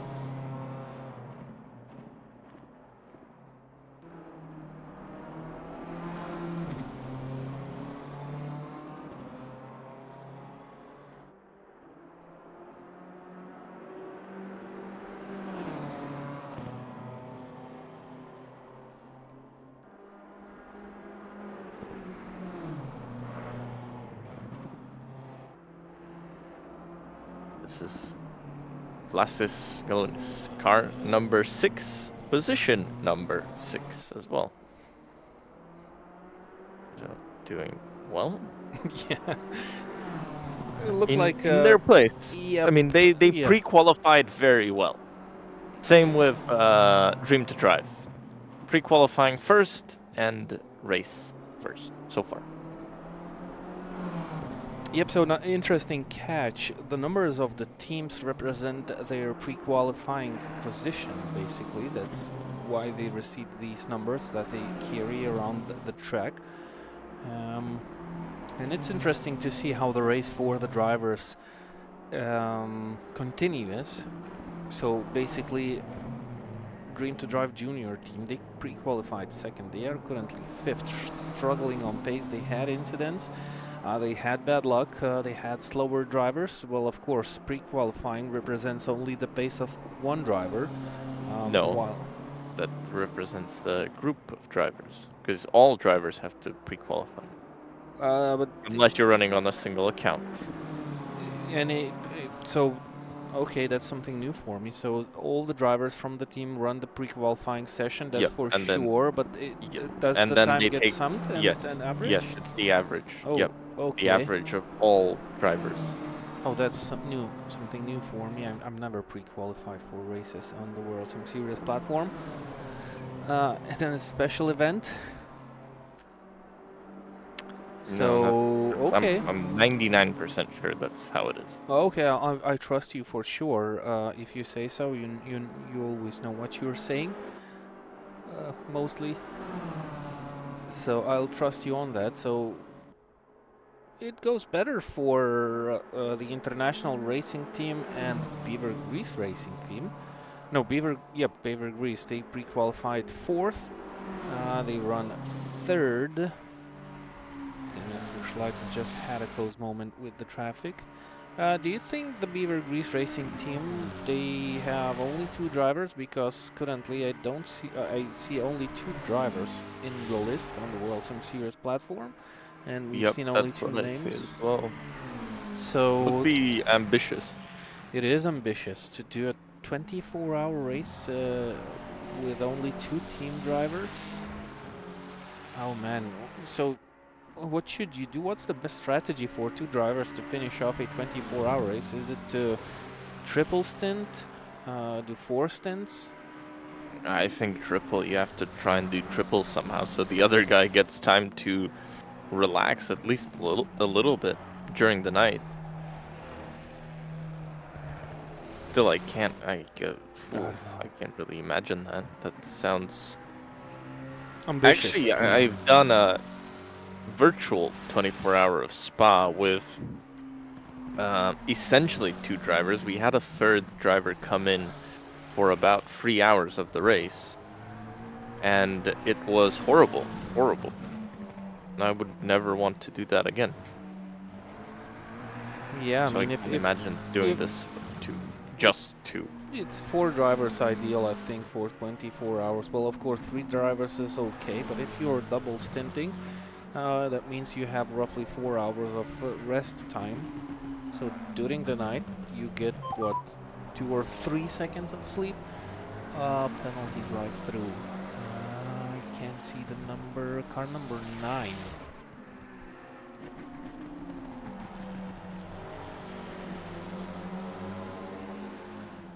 Number 9. Yep, car number 9. That's Enrique Polonio. They just received a drive-through penalty.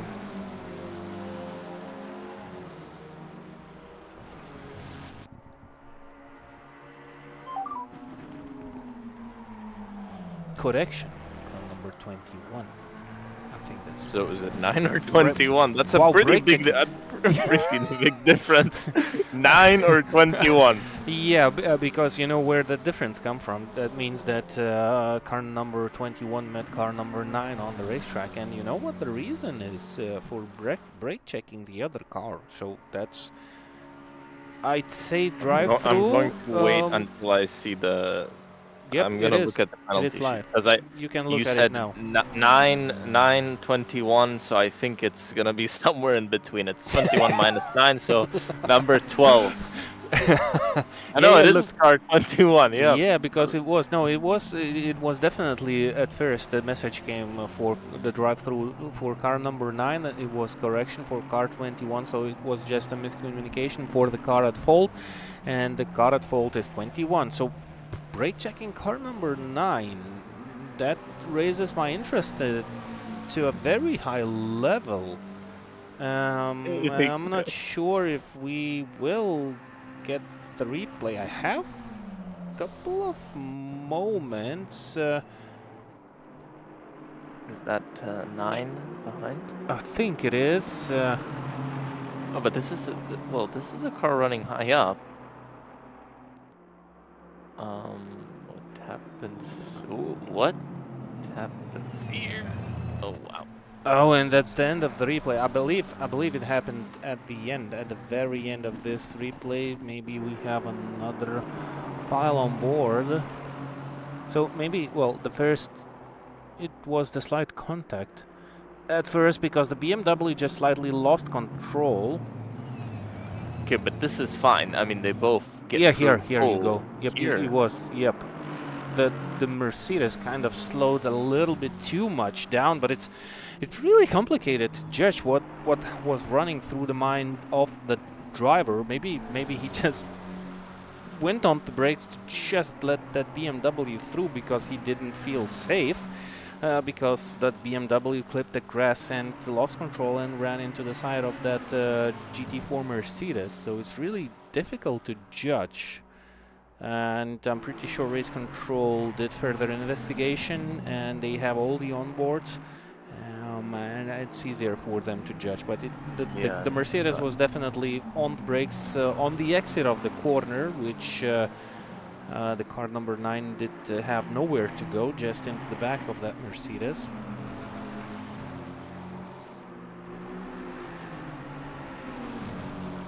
Nice, we got it. We caught up with the replay, which is something you don't see very often. Situations like these. Yep. To me, it looks a bit strange. It looked like that BMW lost control and almost took out the Mercedes, but I think maybe there's a little bit of a replay that we're not seeing that actually made that decision happen.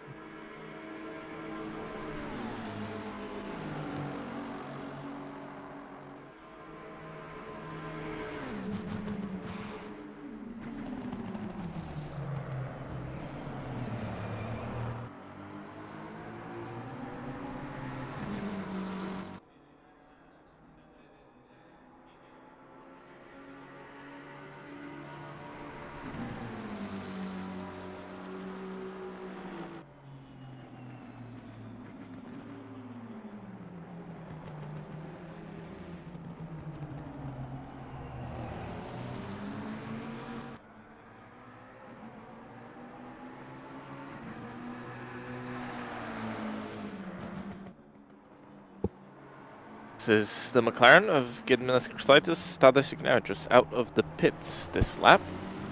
So he's completed his pit stop.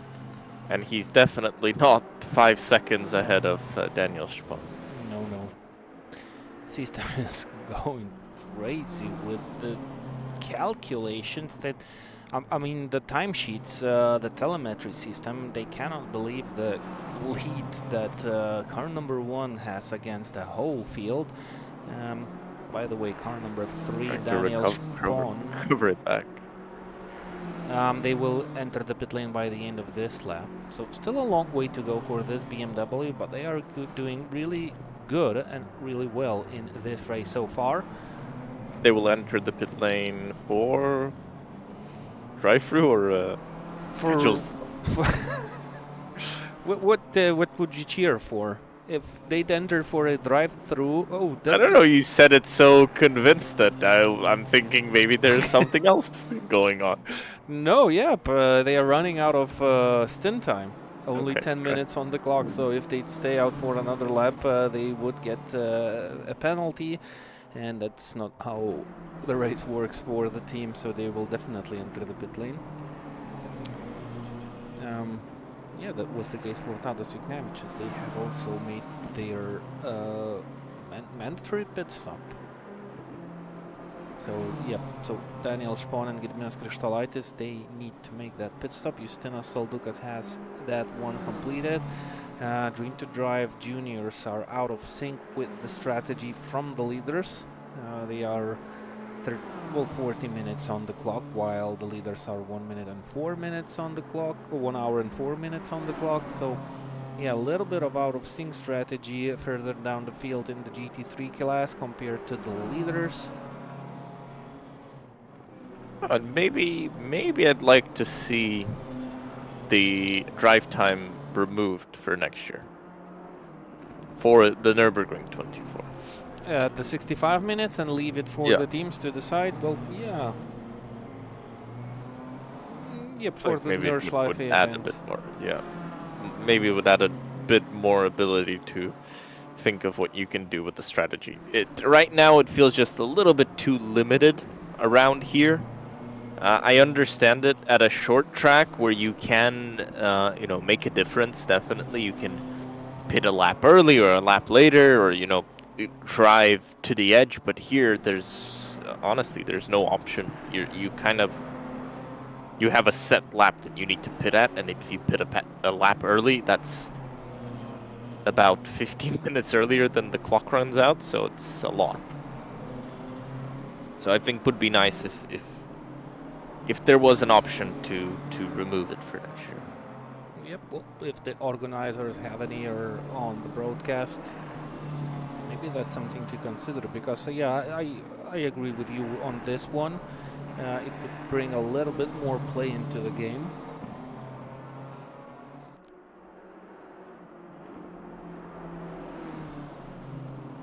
And yeah, it would bring maybe some fuel saving on board.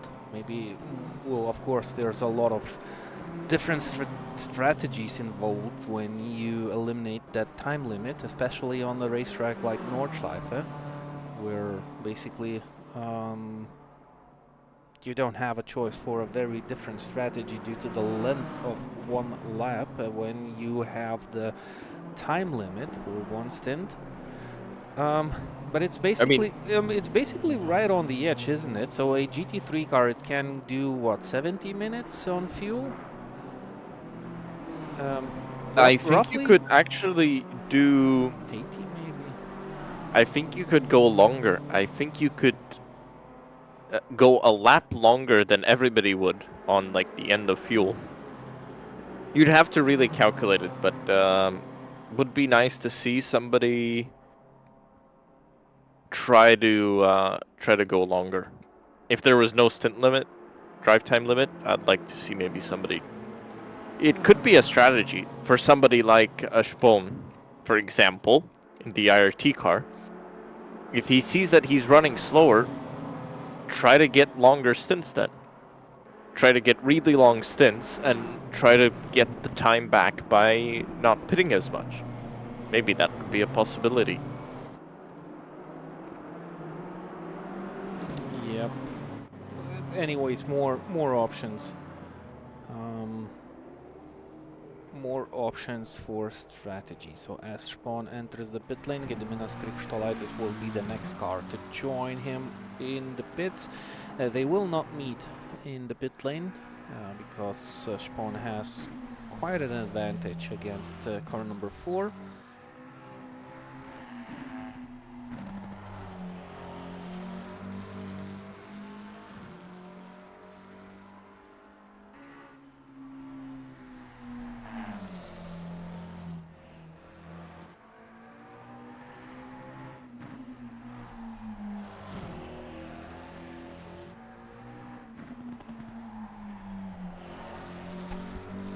Gediminas Krikštolaitis is still on your screens doing Oop, I think he just touched the gravel. Did he? Sorry. Camera went No, I to think some he action on the survived. I racetrack. think he survived that fine. This is Derek Hermit in the 76 machine. That's the car very far down because of their connection problems, and now they have a wall problem as well. And a grass problem, and a Yep. spin problem. A lot of problems. In one corner, in one go, you can collect like 4 or 5 problems in one go. So a nice achievement. I wonder which team has more problems in one go during this race. The most problems in one go, I mean, during this race so far. I mean, we pick out the safest teams. What about the unsafest teams? Do we have statistics about teams who have the most incidents already? And who's in the lead? And what about the chasers? Yeah, maybe we could do a special prize for them. Let's better not do it. Because things might get out of hand quite quickly. Look at that Porsche.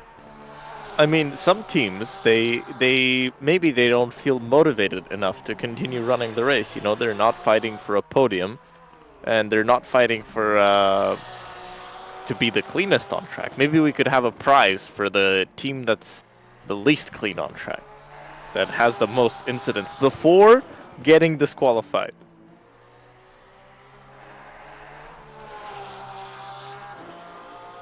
I'd like to see that. Maybe like a 2-minute stop and go that somebody gets, or a 10-minute stop and go somebody gets.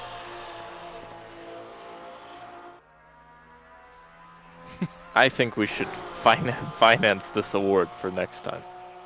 Well, we can get a new trophy. 10 minutes stop and go penalty sounds like an option for a lead change.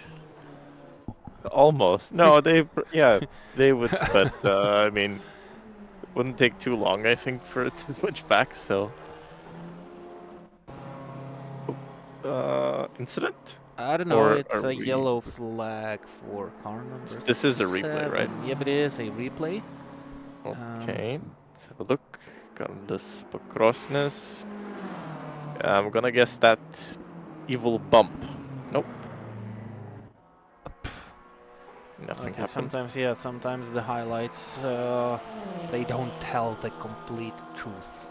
And sometimes they catch with small incidents that basically are nothing on the racetrack, maybe just running a little bit too wide, clipping too much of a curb or something similar.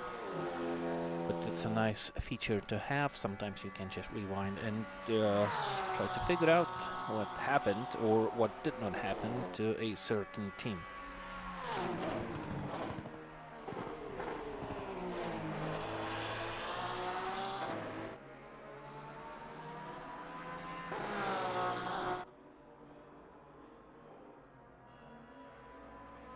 This is Pix in fourth. This is the only real close battle for a podium position in either class. I think Vidus Luli is having a problem. Yellows for him definitely, and I think he's standing still, and I think I can see where he is. This is on the GP track.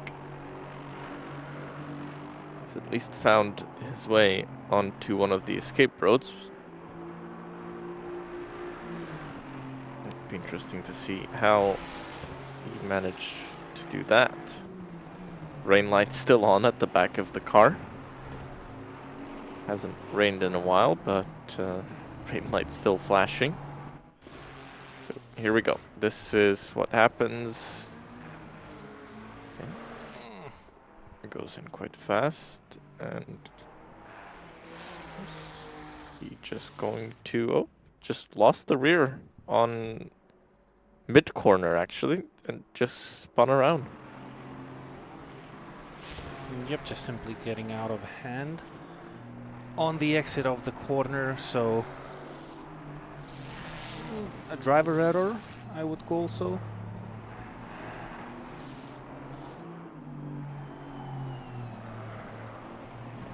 Oh yeah, I mean, there's not much else to blame here.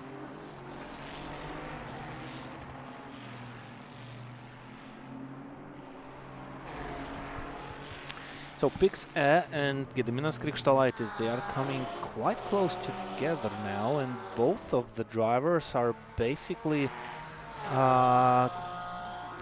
recently out of the pit lane. Well, Pix is already on his second fast lap, or is it third actually? I think that's the second one. And only 13 seconds separate car number 8 and car number 3. That's quite close. So is it another battle building up between Gediminas and Pix? Try to figure out how that gap came down a little bit. It was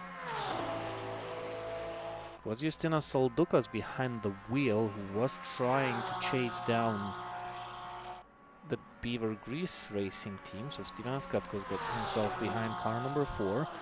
They stood in the pit lane 7 seconds longer, so they lost 7 seconds there while standing stationary. Maybe a little bit of damage was being fixed during that stop, but it definitely took a little bit longer. They were 1 second faster with the in and out while the car was moving in the pit lane.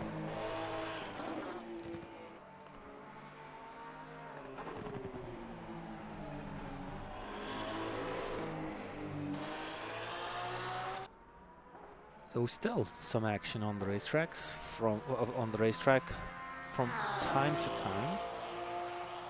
Yep, some things still appearing out on track. But the race is definitely now in a... Oh, I was gonna say in the rhythm, but this is the 5 car. Yep. They've struggled today. Actually, they had a moment where they ran really, really well. They were 4th, I think, at one point. And I think they were catching 3rd or something. It looked like very, very good. And in a few laps, it turned very bad. Wow, okay. Okay. Self-inflicted, really. There's not much he could have done.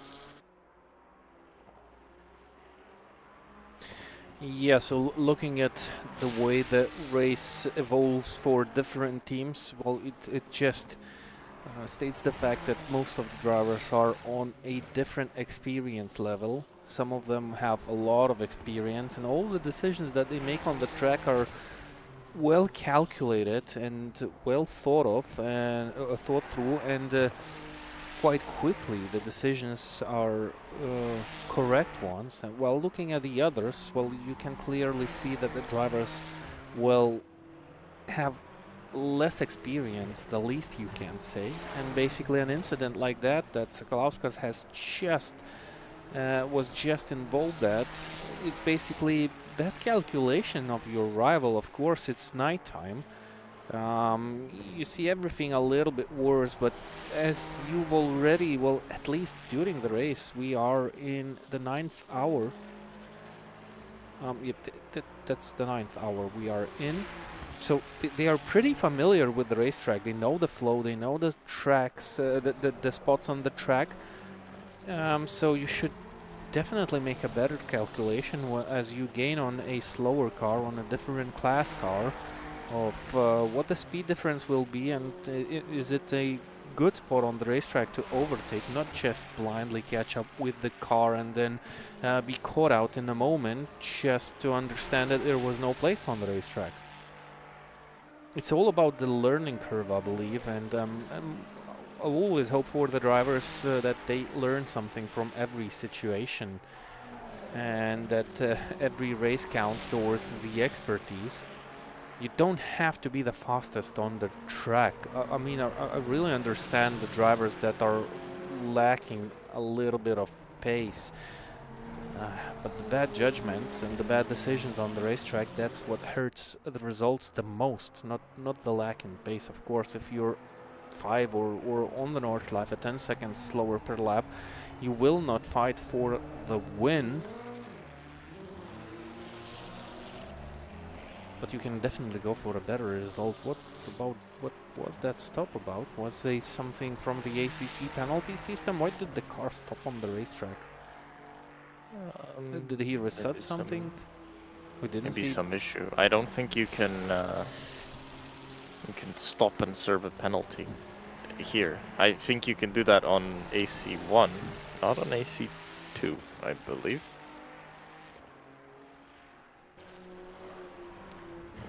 Yeah, AC definitely, I think, but for cutting a chicane or something, so...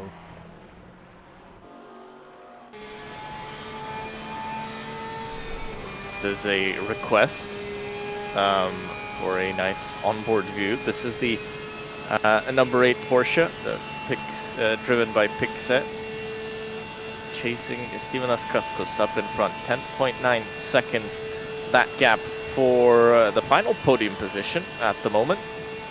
And this is what the driver can see at night. These guys know the track anyway, so they don't need to see much.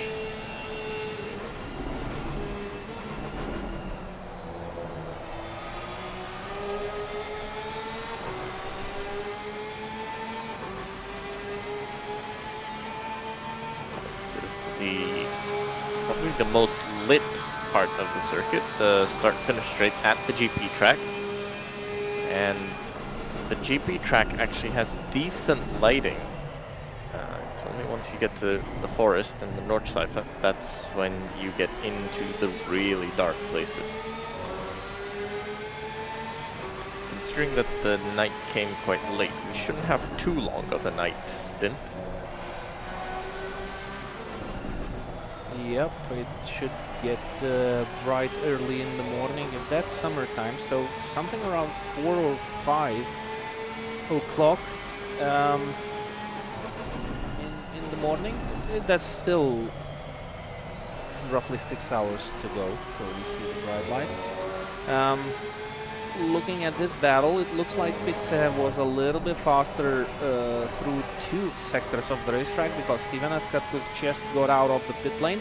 That was his first lap after the pit stop, but second and third sectors, they were faster by Pixel, and the gap is down to 11 seconds. So if Pixel will be faster, similarly faster on this lap. That's roughly, well, let's count out the first sector. That's 2.5, so maybe 3 seconds per lap faster than the car in front. If he stays on the similar pace, that should take roughly 3 to 4 laps for these cars to meet on the racetrack. Oh, that's a big light show actually there on the outside of the Sabine Schmitz curve. That looked quite nice. I think this part of the track is actually pretty well modeled with a lot of fan action and interaction. Yeah, look at that. That's a pretty big party going on. This is cool to see here.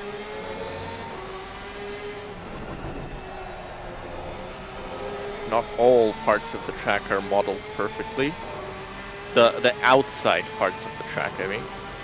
But it's a nice change. Not many simulators actually model the fans outside the circuit, so it's nice to see. Oh, that was on the edge. Like a bit of understeer on entry into Flugplatz. And now the car plunges down. It's gonna go up this little bump and now on to Schwedenkreuz. Very, very fast in. He had that plume of smoke, but stayed flat through it. Brave decision, and well, survives. I guess that's what you need to do if you want to catch up. Gap now down to 9.3. As you head into Foxhole, you're trying to just keep the wheel straight. All the time you're trying to keep the wheel straight, plunge down to the left, take the curb, don't crash out, and that's probably one of the more fun parts of the track. Now you're going to get into more of the slow and technical parts, especially this whole section of the lap is a bit more slow, technical, and requires a bit more precision than before. Big braking zone, big flash of the lights as well. Gets past the GT4 quite easily.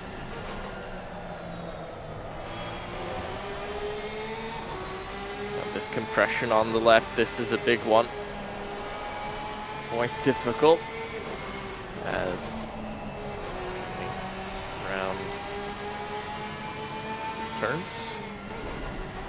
Again, nice party in the background. Big light show.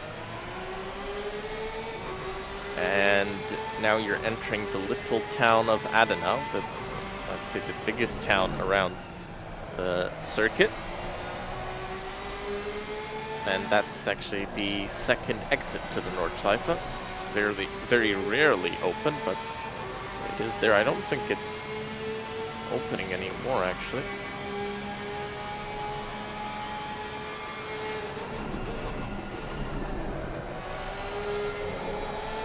It looks like maybe Pixet just pushing, trying to over-push in some parts of the track. Using quite low gears as well, compared to maybe what we'd expect from this car.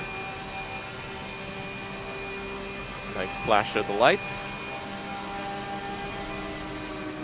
Oh, the GT4 was tight with it. Oh, and tried to actually overtake on the grass. And that's gonna lose him time.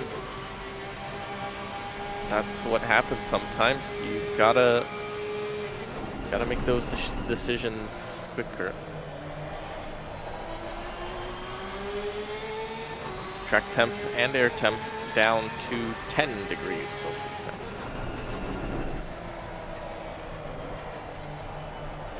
So has been quite chilly throughout the whole race. It's very chilly now, and I'm sure we'll be seeing some fantastic laps once the drivers maybe pit, put on a new set of Pirelli tires, and go out for some more fast laps.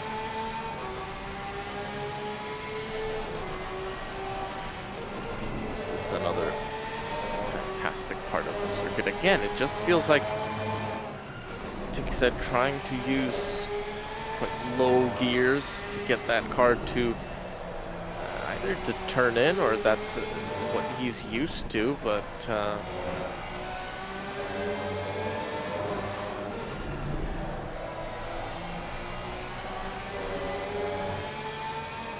yeah, so he lost a little bit with the GT4. The gap was down below 10 seconds. It's up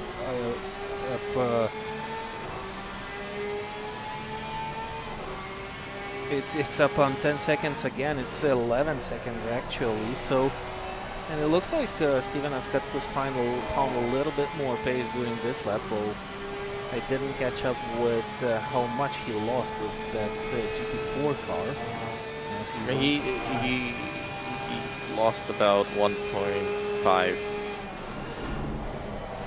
Yeah, but by the looks of it, the pace now became much more similar between these two drivers as Pixar goes up the racetrack and loses even more. So from being the chaser, who did pretty well, he becomes basically the one that loses out a little bit. So that's how the driver is on the limit, and always when you try to be on the very limit of the car, you always risk to do small mistakes, which can grow into bigger ones. So hopefully that's not going to be the case, but he again lost roughly half a second on that short runoff of the racetrack. And look at the gearing. This car, well, it works in the 6th gear pretty nicely. So can they change the gearing on these cars, or does it just works differently on all the cars? I thought it's like an FIA regulated gearbox differential, or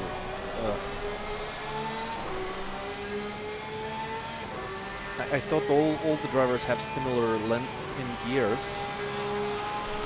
But it looks No, like I mean the different cars have different gearing, but for me, this, in my opinion, it looks like Pixar maybe just running a little bit too low on the gears sometimes.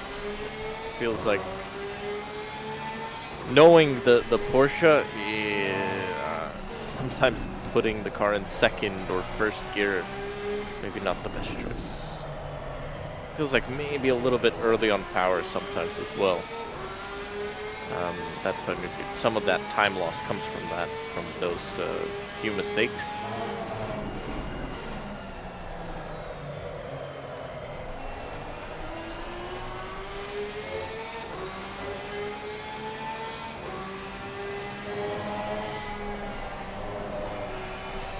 so. Steven Assetto, he found some nice pace, but the pace of both of the drivers is basically went down quite a lot.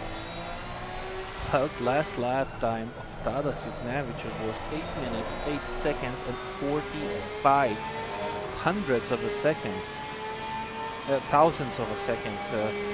So that's 15 seconds per lap faster than Pixar was able to put in on the previous try, and wow. Oh, that's a huge one. That's a huge one. Pixar is off the racetrack on the GP part of the circuit, a little bit too aggressive. He felt that he kind of starts losing out to Steven Assetto, and I'm pretty sure he tried to find a little bit more out of that Porsche. And that didn't work too well for the driver. Let's see how it looked like from the outside view, but I think he went just a little bit too aggressive on the first curb, and wow, sometimes those curbs bite. Well, but what I've seen so far, it looks like ACC has a very strange system of the curbs. Sometimes they work, sometimes they don't. I mean, sometimes they're very aggressive, and yeah, sometimes they're not very aggressive. That's something really strange for me while looking at it, because, well, a curb is a curb. A different angle that the tire hits that curb sends, I don't know, sometimes the car into the air quite badly, just for the driver to lose control drastically, or, well, I mean, it's definitely high curbs here around the Nordschleife. So maybe the angle that the tire hits that curb is at fault, and that result, oh, that was quite optimistic, but that's definitely just proving how hard Pix is trying to push in the stage of this race. He was chasing at one part, he was definitely eliminating the gap.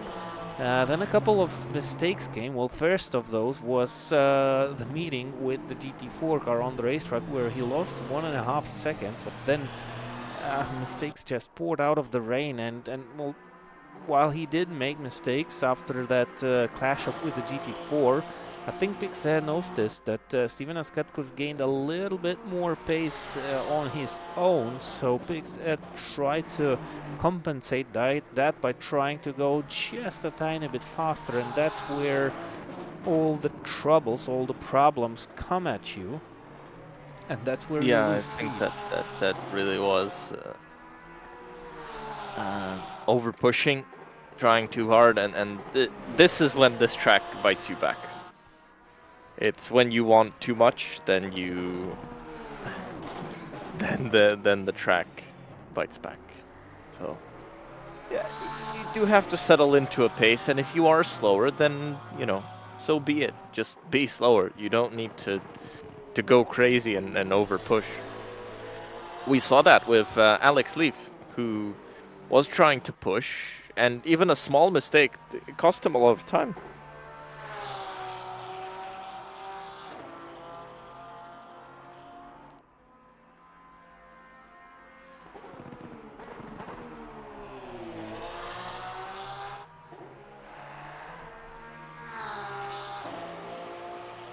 So yeah, the cleanest team driving situation remains the same after 9 hours. Restec Reparto Corsa car number 12 team 0 incidents, International Racing team car number 3 1 incident points, and Dream to Drive car number 1 2 incident points.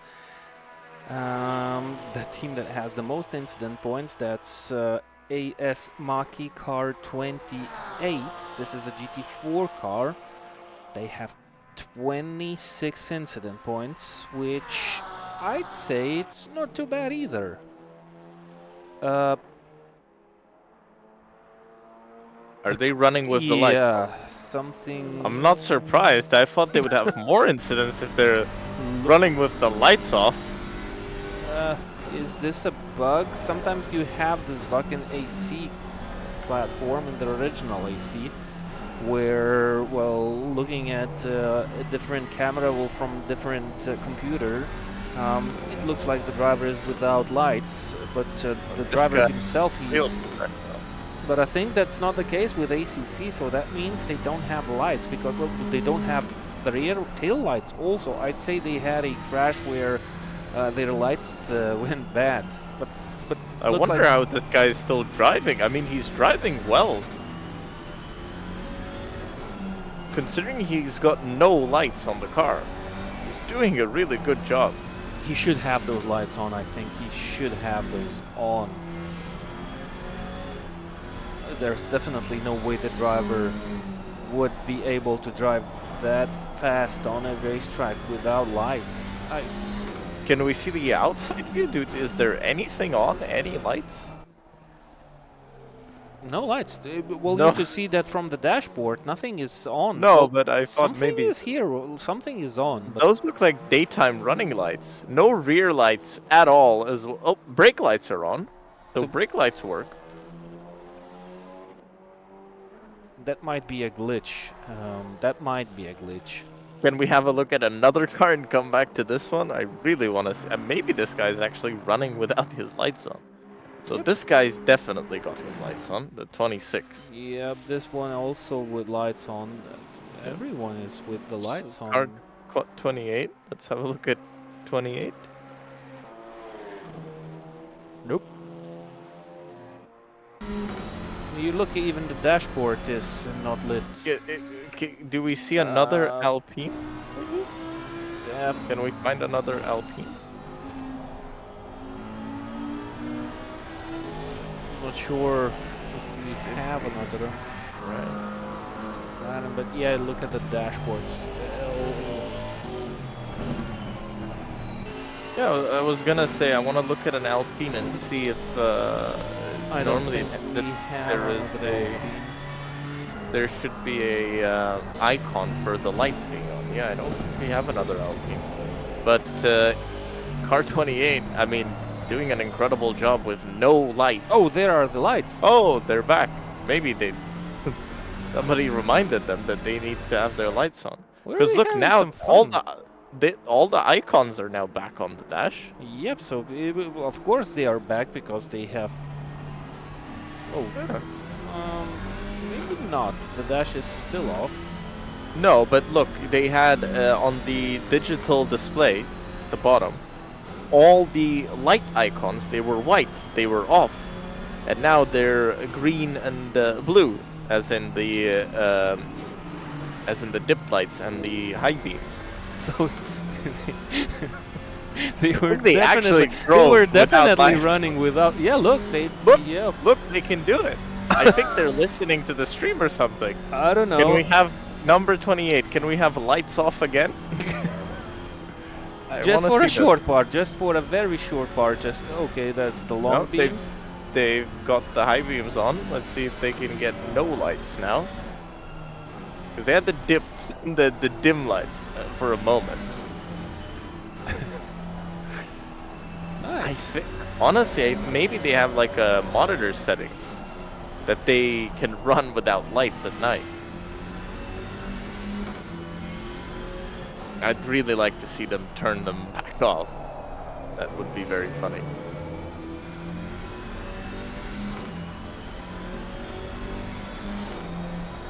Yeah, main thing is they can keep everyone entertained, which at this stage... I thought that you said, what was it, 28 or something incidents?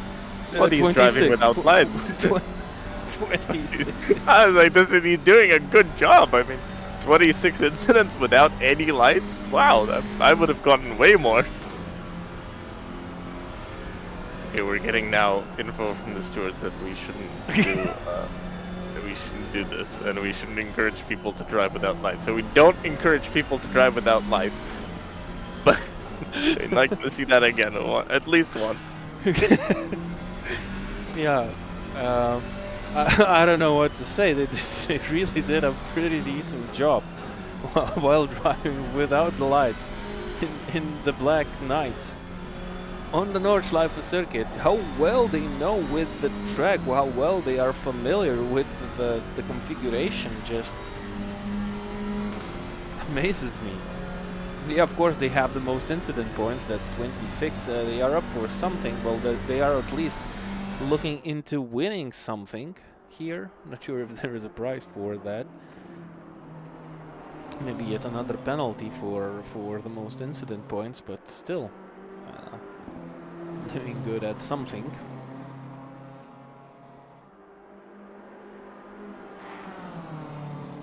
Actually, ACC would have disqualified them after 3 laps. But I'm not surprised they have that many incidents. I think if somebody's coming up, right, a car behind, they're quite surprised by seeing a GT4 there, because he's got no lights on, so nobody can see him. Because he's got no rear lights as well. He's only got the front daytime running lights, which don't emit much light, if any light at all. So, I mean, he's only got the brake lights when he's braking.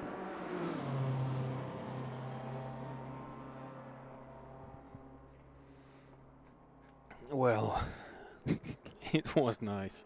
At least we were entertained. I'd like to see now somebody else try this. I'd like to see Dream to Drive now drive a full lap without any light. How would they do, huh? Anybody can drive with the lights. You try without. Yeah, I think they still do good. I think they still be the fastest one on the racetrack. Look at the speed that they are able to carry around the Nordschleife circuit. Daniel Spahn was 8 seconds slower on the previous lap time. Man, it's unbearable. I don't know how that happens. because they've got the lights. Yeah. Try without.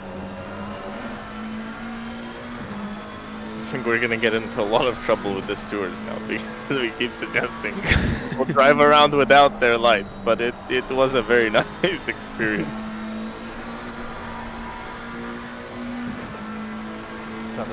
Just no problems whatsoever. 25 minutes on the clock, so just a couple of laps for the driver to stay in the car. Not sure how many stints are they here for during the night. Maybe they will triple those You out. can just keep driving and driving. I don't think the team will mind. Yeah, even without stopping. Yeah, just do a drive-through and get back on the track. Still no rain forecasted, by the way. So, what is this? Yep, something should have happened to Olivier Tapia. According to the highlights, oh, that's the same BMW, but it was nothing. The same BMW again on the inside grass, almost running into that Mercedes. So the system already caught up with that and maybe tried to warn us. But yeah, no contact was there.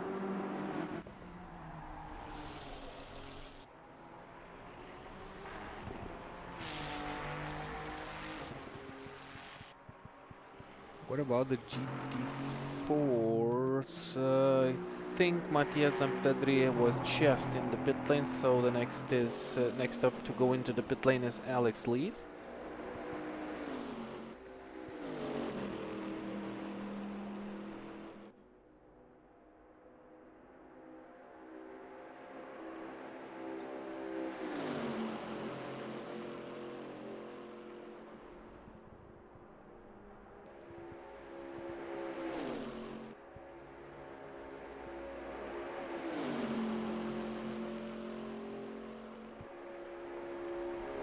Alex, he's been in that car for a while as well.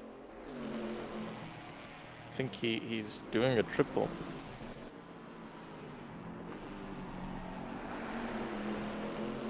We should have the statistics on the World Sim Series platform about how many laps the driver have already completed in total. Well, at least driving time, I believe. Oh yeah, laps. So yep, he's on the longest run, so he's into the pit lane. He completed 27 laps, while Ian Nims completed 20 laps, and Simon Speth completed 11. I think Simonas Urbanos is ready to get behind the wheel of this Camaro.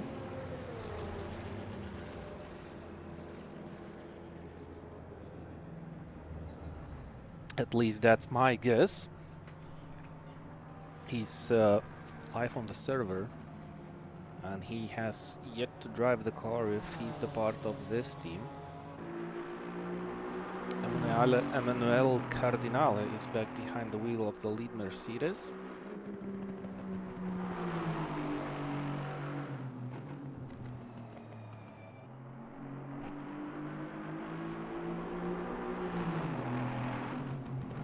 Still the cleanest car on the track so far, but we are not halfway through into that race, so there's a possibility that we might see some changes in that list. So that fight is also not over yet. Still going on. I mean, no fight is over yet. Even for the lead of the race, Yep. really, because things happen in these endurance races, so you cannot can't count them out. Correct me if I'm wrong, but I believe one of the lead teams was it Dream to Drive, who were in contention of winning some race. I think it wasn't the original AC title, who had connection problems towards the end of the race, or maybe more into the middle of the race, and they lost that lead, and I think they didn't win that one, even though they were also fast. I'm not sure if that was with the Dream to Drive or the Beaver Grease racing team at some race. I can't recall what race was that, but yeah, it's online racing, and sometimes things go out of hand and that the teams cannot predict. This is Alexander Veremevich. And this is a replay of a yellow flag that they received. A short excursion through the grass and into the barriers again. Spinning around and trying to find the correct directions in the night of the Nordschleife circuit.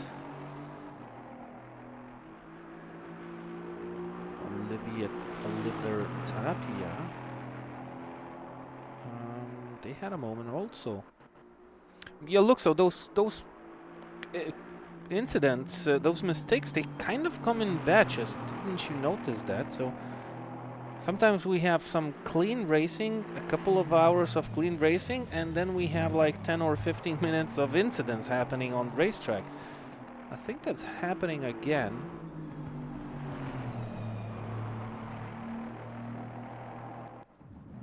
Oh, yep. Yeah, I feel like... Oh, another spin? Yep, this is another spin right after that first one for the same driver. Yeah, I mean, same driver when he keeps making mistakes. Oh, nope, something's wrong. Don't turn off the lights.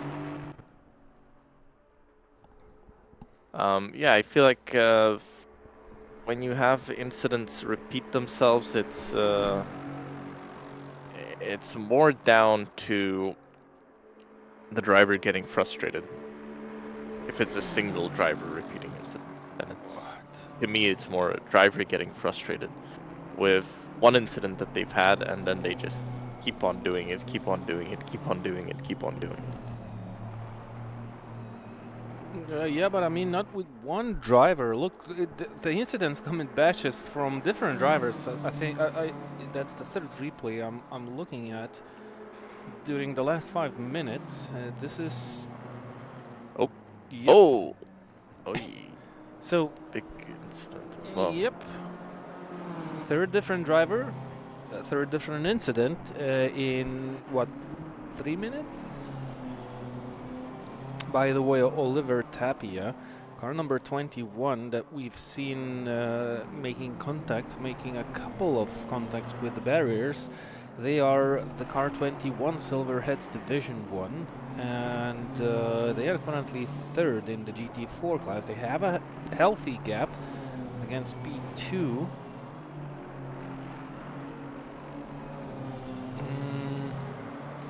And they are basically on a, well, let's say similar pit stop strategy with the car behind.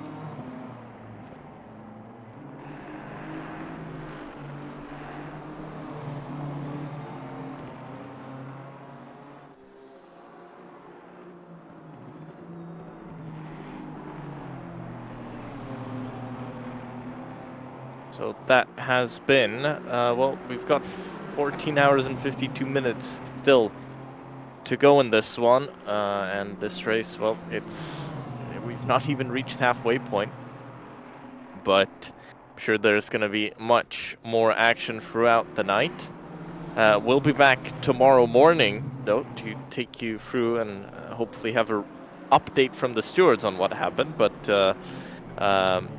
we'll take you through the morning hours and the afternoon hours until we get to the checkered flag here from the Nürburgring Nordschleife, and hopefully some more spicy weather tomorrow morning. It's still Tadej Juknevich who's at the lead of the GT3s, and Emanuele Cardinale in the lead of the GT4s. That's Restec Reparto Corsa in GT4 and Dream to Drive in GT3. Let's see if they can still stay there until tomorrow morning.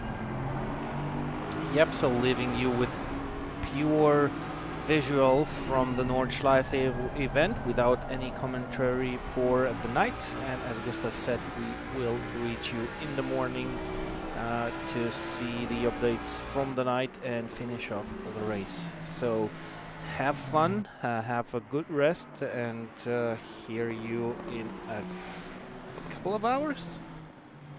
A little bit more than a couple of hours.